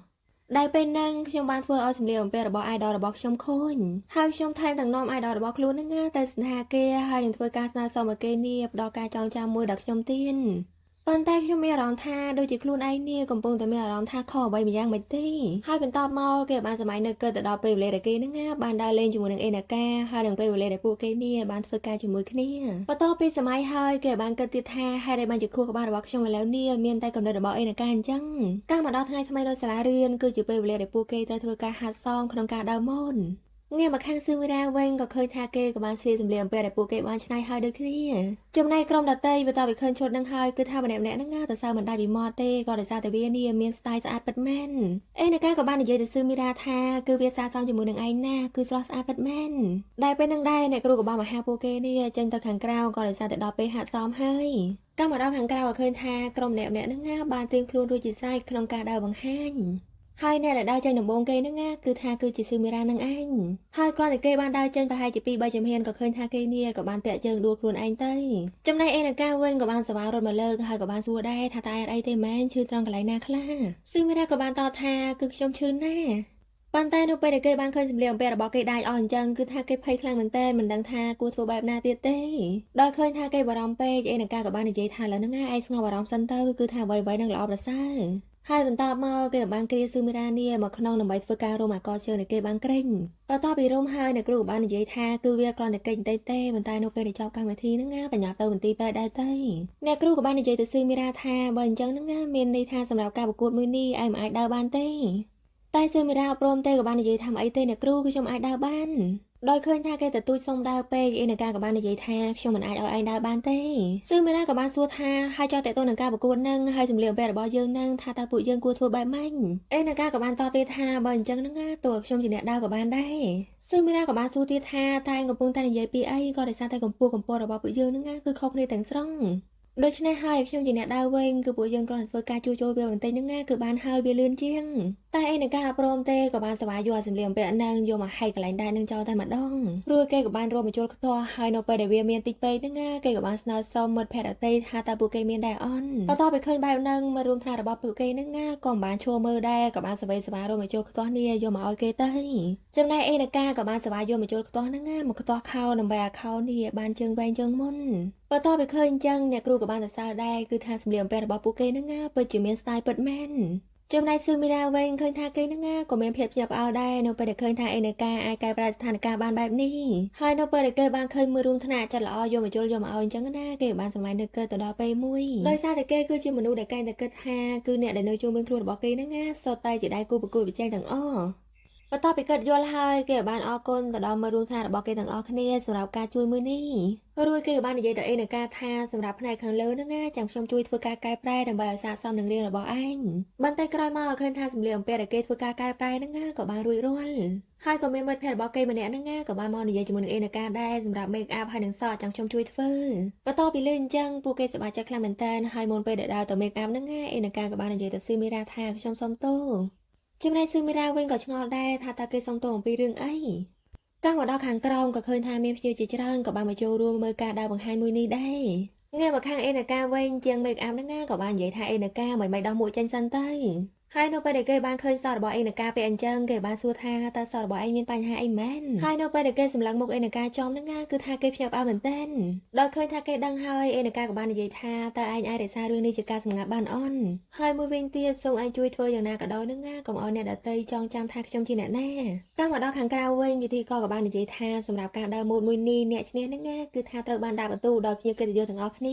ាហើយសម្រាប់អ្នកដែលឈ្នះគឺពួកគេអាចធ្វើការសហការជាមួយនឹងម៉ូដដែលដ៏ល្បីល្បាញរបស់យើងហ្នឹងណាគឺថាជាឯងបន្ទាប់ពីពិធីក៏និយាយចប់ហើយគឺវាជាពេលវេលាដែលបេក្ខជនទាំងអស់គ្នានេះត្រូវចាប់ផ្ដើមដើរបង្ហាញ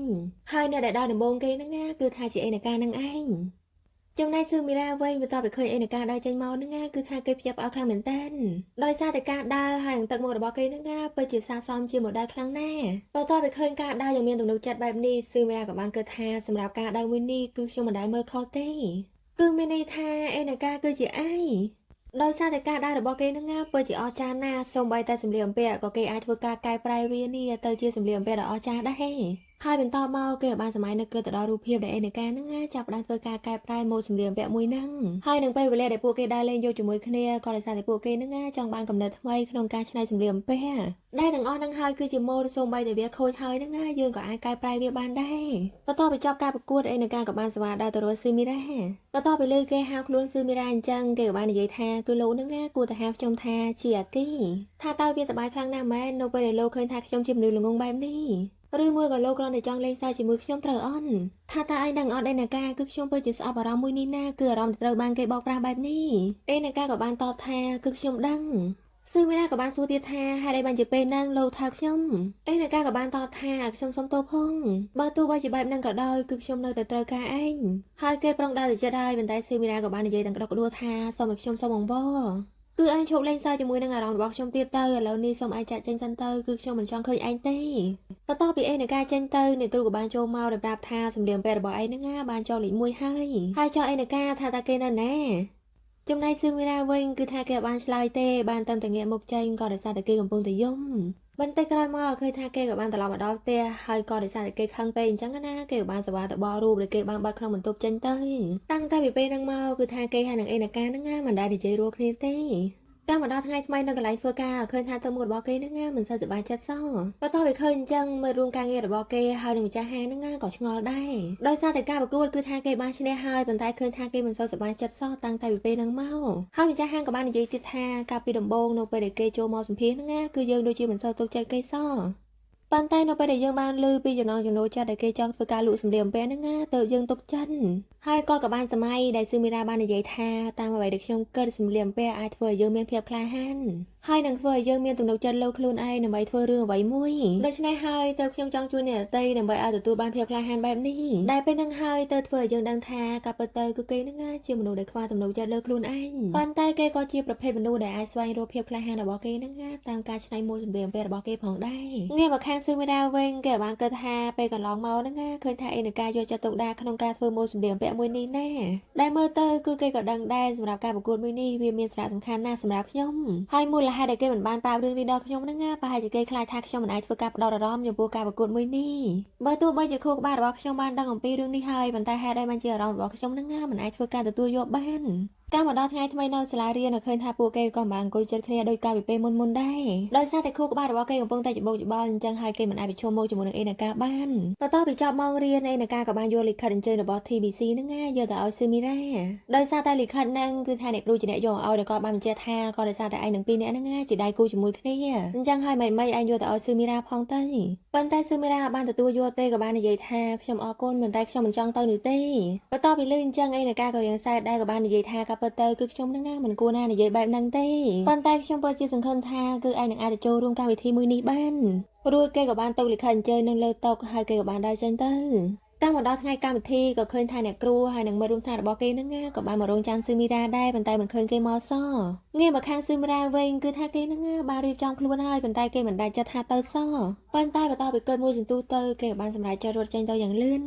ងាកមកខាងមើលរួមថ្នាក់របស់គេវិញបន្ទាប់ពីឃើញស៊ីមីរ៉ារត់មកហ្នឹងគឺថាពួកគេសប្បាយចិត្តខ្លាំងមែនទែនហើយគេក៏បានសួរដែរថាតើអេនកានៅណាអត់ឃើញមកជាមួយឯងអញ្ចឹងតែមិត្តភក្តិរបស់គេម្នាក់ទៀតក៏បាននិយាយថាឥឡូវហ្នឹងកុំបាយនិយាយច្រើនអីវិញ្ញាទៅលឿនឡើងកាលមកដល់ខាងក្នុងវិញក៏ឃើញថាអេនកាក៏បានដើរបង្ហាញម៉ូយប៉ុន្តែសម្រាប់ថ្ងៃនេះគឺគេហ្នឹងតែងខ្លួនជាឯងធ្វើការបង្ហាញគ្រាន់តែគេដើរចេញមកភ្លាមហ្នឹងក៏ឃើញថា fan របស់គេនេះស្រីហូលឡើងពេញក្នុងហ្នឹងតែម្ដងក៏ដោយសារតែគេជាមនុស្សសង្ហាហើយសមត្ថភាពក្នុងការដើរបង្ហាញម៉ូដរបស់គេហ្នឹងគឺថាល្អឥតខ្ចោះចំណែកស៊ឺមីរ៉ាវិញឃើញថាគេក៏សប្បាយចិត្តដែរក៏ដោយសារតែវាហ្នឹងជាក្តីសម័យរបស់គេឥឡូវនេះបានសម្រេចហើយបន្ទាប់ពីចោលការបង្ហាញវិធីក៏បានសួរឯងថាតើលោកមានអារម្មណ៍យ៉ាងណាដែរបន្ទាប់ពីបានពាក់ឈុតមួយនេះឯងក៏បានឆ្លើយថាគឺវាជាប្រភេទសម្លៀកបំពាក់នៅពេលដែលយើងពាក់វាហើយហ្នឹងធ្វើឲ្យយើងចង់ចេញទៅក្រៅដើម្បីដើរលេងពេញមួយយប់ហើយខ្ញុំក៏បានគិតថាការបង្ហាញពីទំនាក់ទំនងតាមរយៈពណ៌ក្រណាត់ហើយនឹងបញ្ចូលមួយនេះគឺវាពិតជាគំនិតដែលគួរឲ្យចាប់អារម្មណ៍ខ្លាំងណាស់តាំងតែពីដើមឡើយខ្ញុំតែងតែគិតថានៅពេលដែលសម្លៀកបំពាក់របស់យើងនេះបានដាច់ឬក៏ខូចឬមួយទំនាក់ទំនងរបស់ពួកយើងត្រូវបានបែកបាក់គឺយើងគួរតែបោះវាចោលប៉ុន្តែបើសិនជារបស់នឹងវាមានសារៈសំខាន់សម្រាប់យើងហ្នឹងចាប់តាំងពីពេលនេះទៅគឺខ្ញុំនឹងយកបញ្ចូលផ្ទាល់ដើម្បីធ្វើការខ្ទាស់វាតុង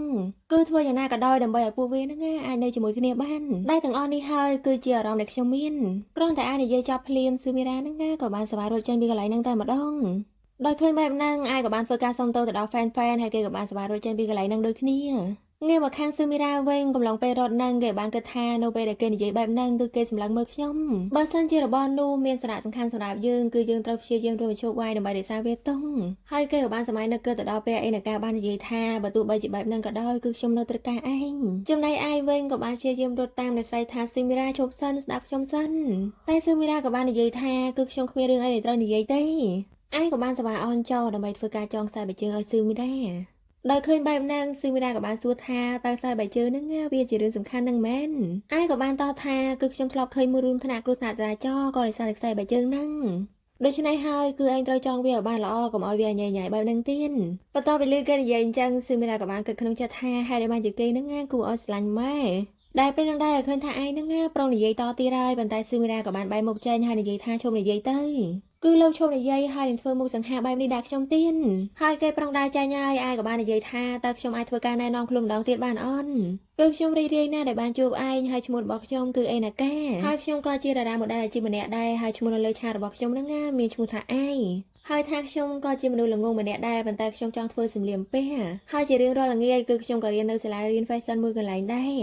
ហើយឥឡូវនេះខ្ញុំក៏បានឆ្លៃមនុស្សម្នាក់ទៀតនិយាយត្រង់ទៅមុនដំបូងនេះខ្ញុំទៅចិត្តឯងហ្នឹងក៏ដោយសារតែខ្ញុំចង់ដឹងចង់ស្គាល់ប៉ុណ្ណោះហើយនៅពេលដែលខ្ញុំបានទៅចូលចិត្តឯងទៅដឹងថាឯងហ្នឹងជាមនុស្សនិយាយត្រង់ហើយស្មោះត្រង់ហើយថាឯងក៏ជាមនុស្សដែលប្រកែកពិចារណាហើយក៏ជាមនុស្សដែលចូលចិត្តបារម្ភប៉ុន្តែឯងក៏ជាមនុស្សដែលមានចិត្តបរិសុទ្ធដែរហើយនៅពេលដែលពួកយើងបានចំណាយពេលវេលាជាមួយគ្នាគឺខ្ញុំបានធ្លាក់ក្នុងអន្លូងស្នេហ៍របស់ឯងហើយប៉ុន្តែបែរជាខ្ញុំធ្វើឲ្យឯងឈឺចាប់ដោយសារតែភាពអាត្មានិយមរបស់ខ្ញុំបែបនេះហើយខ្ញុំក៏បានព្យាយាមគិតដែរថាតើខ្ញុំគួរធ្វើបែបណាដើម្បីធ្វើការដោះស្រាយបញ្ហាមួយនេះហើយអ្វីដែលខ្ញុំបានគិតចេញហ្នឹងគឺខ្ញុំត្រូវការពេលវេលាដើម្បីធ្វើការនិយាយជាមួយឯងឲ្យបានត្រឹមត្រូវប៉ុន្តែបែរជាខ្ញុំគ្មានភាពក្លាហានហើយនៅតែបន្តទុករឿងនេះឲ្យយូរបែបនេះប៉ុន្តែនៅពេលដែលខ្ញុំបានពាក់សម្លៀកបំពាក់របស់ឯងម្ដងទៀតទៅធ្វើឲ្យខ្ញុំអាចនិយាយបាននៅពេលនេះគឺខ្ញុំបានធ្លាក់ក្នុងអន្លង់ស្នេហ៍របស់ឯងហើយស៊ឺមីរ៉ាដូច្នេះហើយក្នុងនាមដែលខ្ញុំជាអេណាកាហ្នឹងថាតើពួកយើងអាចខ្លាចជាមិត្តភក្តិនឹងគ្នាម្ដងទៀតបានអត់ស៊ឺមីរ៉ាក៏បានបែរមុខចេញហើយនិយាយថាក្នុងនាមជាមិត្តភក្តិហ្នឹងពួកយើងមិនអាចទៅរួចទៀតទេក៏ដោយសារតែខ្ញុំបានលងស្រឡាញ់ឯងមកទៅហើយហ្នឹងបន្ទាប់ពីលើអញ្ចឹងឯងក៏បាននិយាយថាស៊ឺមីរ៉ាថាតើអាចឲ្យខ្ញុំហ្នឹងមើលមុខឯងតិចបានអត់ស៊ឺមីរ៉ាក៏បានតបថាអត់ទេហើយបានជាខ្ញុំត្រូវធ្វើបែបហ្នឹងក៏ដោយសារតែខ្ញុំបានព្យាយាមស្អប់ឯងហើយរួមទាំងឯងទៀតប៉ុន្តែនៅពេលដែលខ្ញុំបានធ្វើសម្លៀកបំពាក់មួយហ្នឹងគឺអ្នកដែលខ្ញុំនឹកគិតហ្នឹងគឺជាឯងហើយខ្ញុំក៏ប្រច័ណ្ឌដែរនៅពេលដែលបានដឹងថាអេណាកាមានភាពល្បីល្បាញនៅក្នុងសាលារៀនហើយសូម្បីតែឯងហ្នឹងក៏ដូចគ្នាដែរក៏ដោយសារតែឯងសង្ហាណាបើសូម្បីតែចរិតល្ងងរបស់ឯងហ្នឹងក៏មើលទៅគួរឲ្យស្រឡាញ់ដែរគឺតាំងតែពីខ្ញុំបានជួបឯងមកគឺខ្ញុំគ្មានពេលសម្រាប់ទេគឺនៅគិតអំពីឯងរហូតឯងក៏បានតបថាខ្ញុំសុំទោសផងអញ្ចឹងរួចគេក៏បានសមាទិនស៊ឺមីរ៉ាដល់និយាយថាឲ្យខ្ញុំមើលមុខឯងបន្តិចមកដោយសារតែវាហ្នឹងមានរយៈពេលយូរហើយដែលឯងមិនដែលមើលមុខខ្ញុំហើយសម្លឹងចំភ្នែកខ្ញុំទេស៊ឺមីរ៉ាក៏បាននិយាយទាំងអៀនថានៅពេលដែលខ្ញុំសម្លឹងមើលភ្នែកឯងហ្នឹងគឺឯងនេះកាន់តែសង្ហាពេកហើយខ្ញុំក៏មានអារម្មណ៍ថាគឺខ្ញុំអាចអភ័យទោសឲ្យឯងទាំងអស់ឯងក៏បានសួរបញ្ជាក់ថារួមទាំងអេណាកាមែនស៊ឺមីរ៉ាក៏បាននិយាយទាំងអៀនថាសូម្បីតែអេណាកាហ្នឹងក៏សង្ហាដូចគ្នាដែរបន្ទាប់ពីលើអូននិយាយអញ្ចឹងគឺថាគេនេះឡើងសប្បាយចិត្តតែម្ដងស៊ឺមីរ៉ាក៏បានបន្ថែមថាសម្រាប់ពេលនេះឥឡូវនេះគឺឯងគ្មានរឿងអីដែលត្រូវលាក់បាំងទៀតទេត្រូវអន់ឯងក៏បានសប្បាយអបស៊ឺមីរ៉ាដល់និយាយថាខ្ញុំសន្យា ហើយខ្ញុំសូមទោសផងដែលធ្វើឲ្យឯងហ្នឹងណាយំខ្លាំងដល់ថ្នាក់នេះដែលការពិតទៅគឺខ្ញុំគួរតែធ្វើការបកស្រាយហើយនឹងធ្វើការបង្ហាញអារម្មណ៍របស់ខ្ញុំហ្នឹងណាឲ្យបានលឿនជាងនេះស៊ឺមីរ៉ាក៏បាននិយាយញាស់បងបន្តិចថាក្នុងនាមជាឯងហ្នឹងណាខ្ញុំគិតថាប្រហែលជាមានពាក្យសារភាពល្អជាងនេះឯងក៏បានតបថាអត់ទេក៏ដោយសារតែវាហ្នឹងណាជាលើកដំបូងដែលខ្ញុំធ្វើពិតប្រាកដបែបនេះរៀងឆ្កងបន្តិចហើយស៊ឺមីរ៉ាក៏បាននិយាយទៀតថាគឺបេះដូងរបស់បងហ្នឹងណាលោតញាប់ណាស់រួចគេក៏បានគិតថាតាមពិតទៅអាយដលរបស់ខ្ញុំហ្នឹងណាគឺគ្រាន់តែជាមនុស្សធម្មតាដូចតែគ្នាទេដែលមើលទៅវាមិនយុត្តិធម៌សោះដែលបងនេះគួរឲ្យស្រឡាញ់បែបនេះរួចគេក៏បាននិយាយទៀតថាគឺបងបានបង្រៀនអំពីរបៀបដើរលេងនៅពេលយប់ចំពោះខ្ញុំប៉ុន្តែខ្ញុំមិនដែលមាននរណាម្នាក់បង្រៀនអំពីរបៀបថើបចំពោះខ្ញុំទេបន្ទាប់ពីលើអញ្ចឹងអាយក៏បានយកដៃទៅអង្អែលក្បាលហើយនិយាយថាមិនអីទេចាំបងបង្រៀនអូនក៏បានដែរដូច្នេះហើយឥឡូវនេះអូនចាប់ផ្ដើមបាត់ភ្នែកទៅដោយឃើញថាអូនប្រឹងពេកគេក៏បាននិយាយថាអូនកុំប្រឹងអីធ្វើធម្មតាទៅរបៀបថាសប្បាយរួចគេក៏បានចាប់ផ្ដើមបង្រៀនអំពីរបៀបថើបហ្នឹងទៅដល់អូនគេទៅបន្ទាប់ពីបញ្ចប់ការបង្រៀនហើយស៊ឺមីរ៉ាក៏បាននិយាយទាំងអៀនថាគឺវាពិតជាគួរឲ្យអាម៉ាពិតមែនអាយក៏បានសើចហើយនិយាយថាគឺអូនហ្នឹងគួរឲ្យស្រឡាញ់ណាស់ដឹងអន់ដែលកំឡុងពេលនឹងដែរក៏មាននារីពីរនាក់ដើរកាត់នឹងហើយនិយាយថាតើគេហ្នឹងជាអាយមែនអន់ហើយចង់អ្នកដែលនៅជាមួយគេនឹងថាតើជាអ្នកណាបន្ទាប់ពីលឿនអញ្ចឹងស៊ឺមីរ៉ាក៏បាននិយាយថាមានមនុស្សមកហើយអញ្ចឹងហើយឃ្លានគ្នាបន្តិចទៅតែថាអាយអត់ព្រមទេក៏បានសប្បាយចាប់ដៃអូនគេហើយនិយាយថាអត់អីទេបងអន់សម្រាប់ចិត្តហើយបងមិនលាក់បាំងអីទៀតទេហើយមួយវិញទៀតឥឡូវនេះទៅតែពេលព្រឹកទេយើងនៅមានពេលកន្លះថ្ងៃទៀតមិនហ្នឹងណាទៅដេតជាមួយគ្នារួចគេក៏បានដឹកដៃអូនហ្នឹងណាដើរចេញពីកន្លែងហ្នឹងទៅយ៉ាងមានក្តីសង្ឃកាលមកដល់ថ្ងៃថ្មីឲ្យឃើញថាអាយក៏បានយកការ៉េមកឲ្យអូនញ៉ាំហើយគេក៏បាននិយាយថាគឺវានៅសល់តែមួយនឹងទេបើសិនជាអញ្ចឹងហ្នឹងណាមិនពួកយើងញ៉ាំជាមួយគ្នាទៅបន្ទាប់ពីលឺអញ្ចឹងឃើញថាអូនគេនឹងឡើងសប្បាយចិត្តតែម្ដងហើយក៏បានសប្បាយដួលការ៉េមនឹងញ៉ាំដែរទៅបន្ទាប់ពីញ៉ាំបានបន្តិចគេក៏បានសួរបងគេថាហេតុតែបានជាបងនឹងមើលមុខខ្ញុំមកម៉ែគឺកែភ្នែកបែបហ្នឹងទៅមុខបែបហ្នឹងគឺជាអេនកាដោយលឺអូននិយាយអញ្ចឹងគឺថាគេឡើងខ្នាញ់តែម្ដងក៏បានយកដៃទាំងអាក្បាលហើយនិយាយថាគឺអូននឹងគួរឲ្យស្រឡាញ់ណាស់រួចគេក៏បន្តដួលការ៉េមបញ្ចុកអូនគេទៀតទៅចំណែកស៊ឺមីរ៉ាវិញគឺថាគេសប្បាយចិត្តខ្លាំងមែនតើនៅពេលដែលបានឃើញអាយដលរបស់គេហើយមនុស្សដែលគេស្រឡាញ់ហ្នឹងយកចិត្តទុកដាក់ហើយនឹងផ្អែមល្ហែមបែបនេះដែលនេះហើយគឺជាក្តីសោកដែលគេតែងតែចង់បានកន្លងមក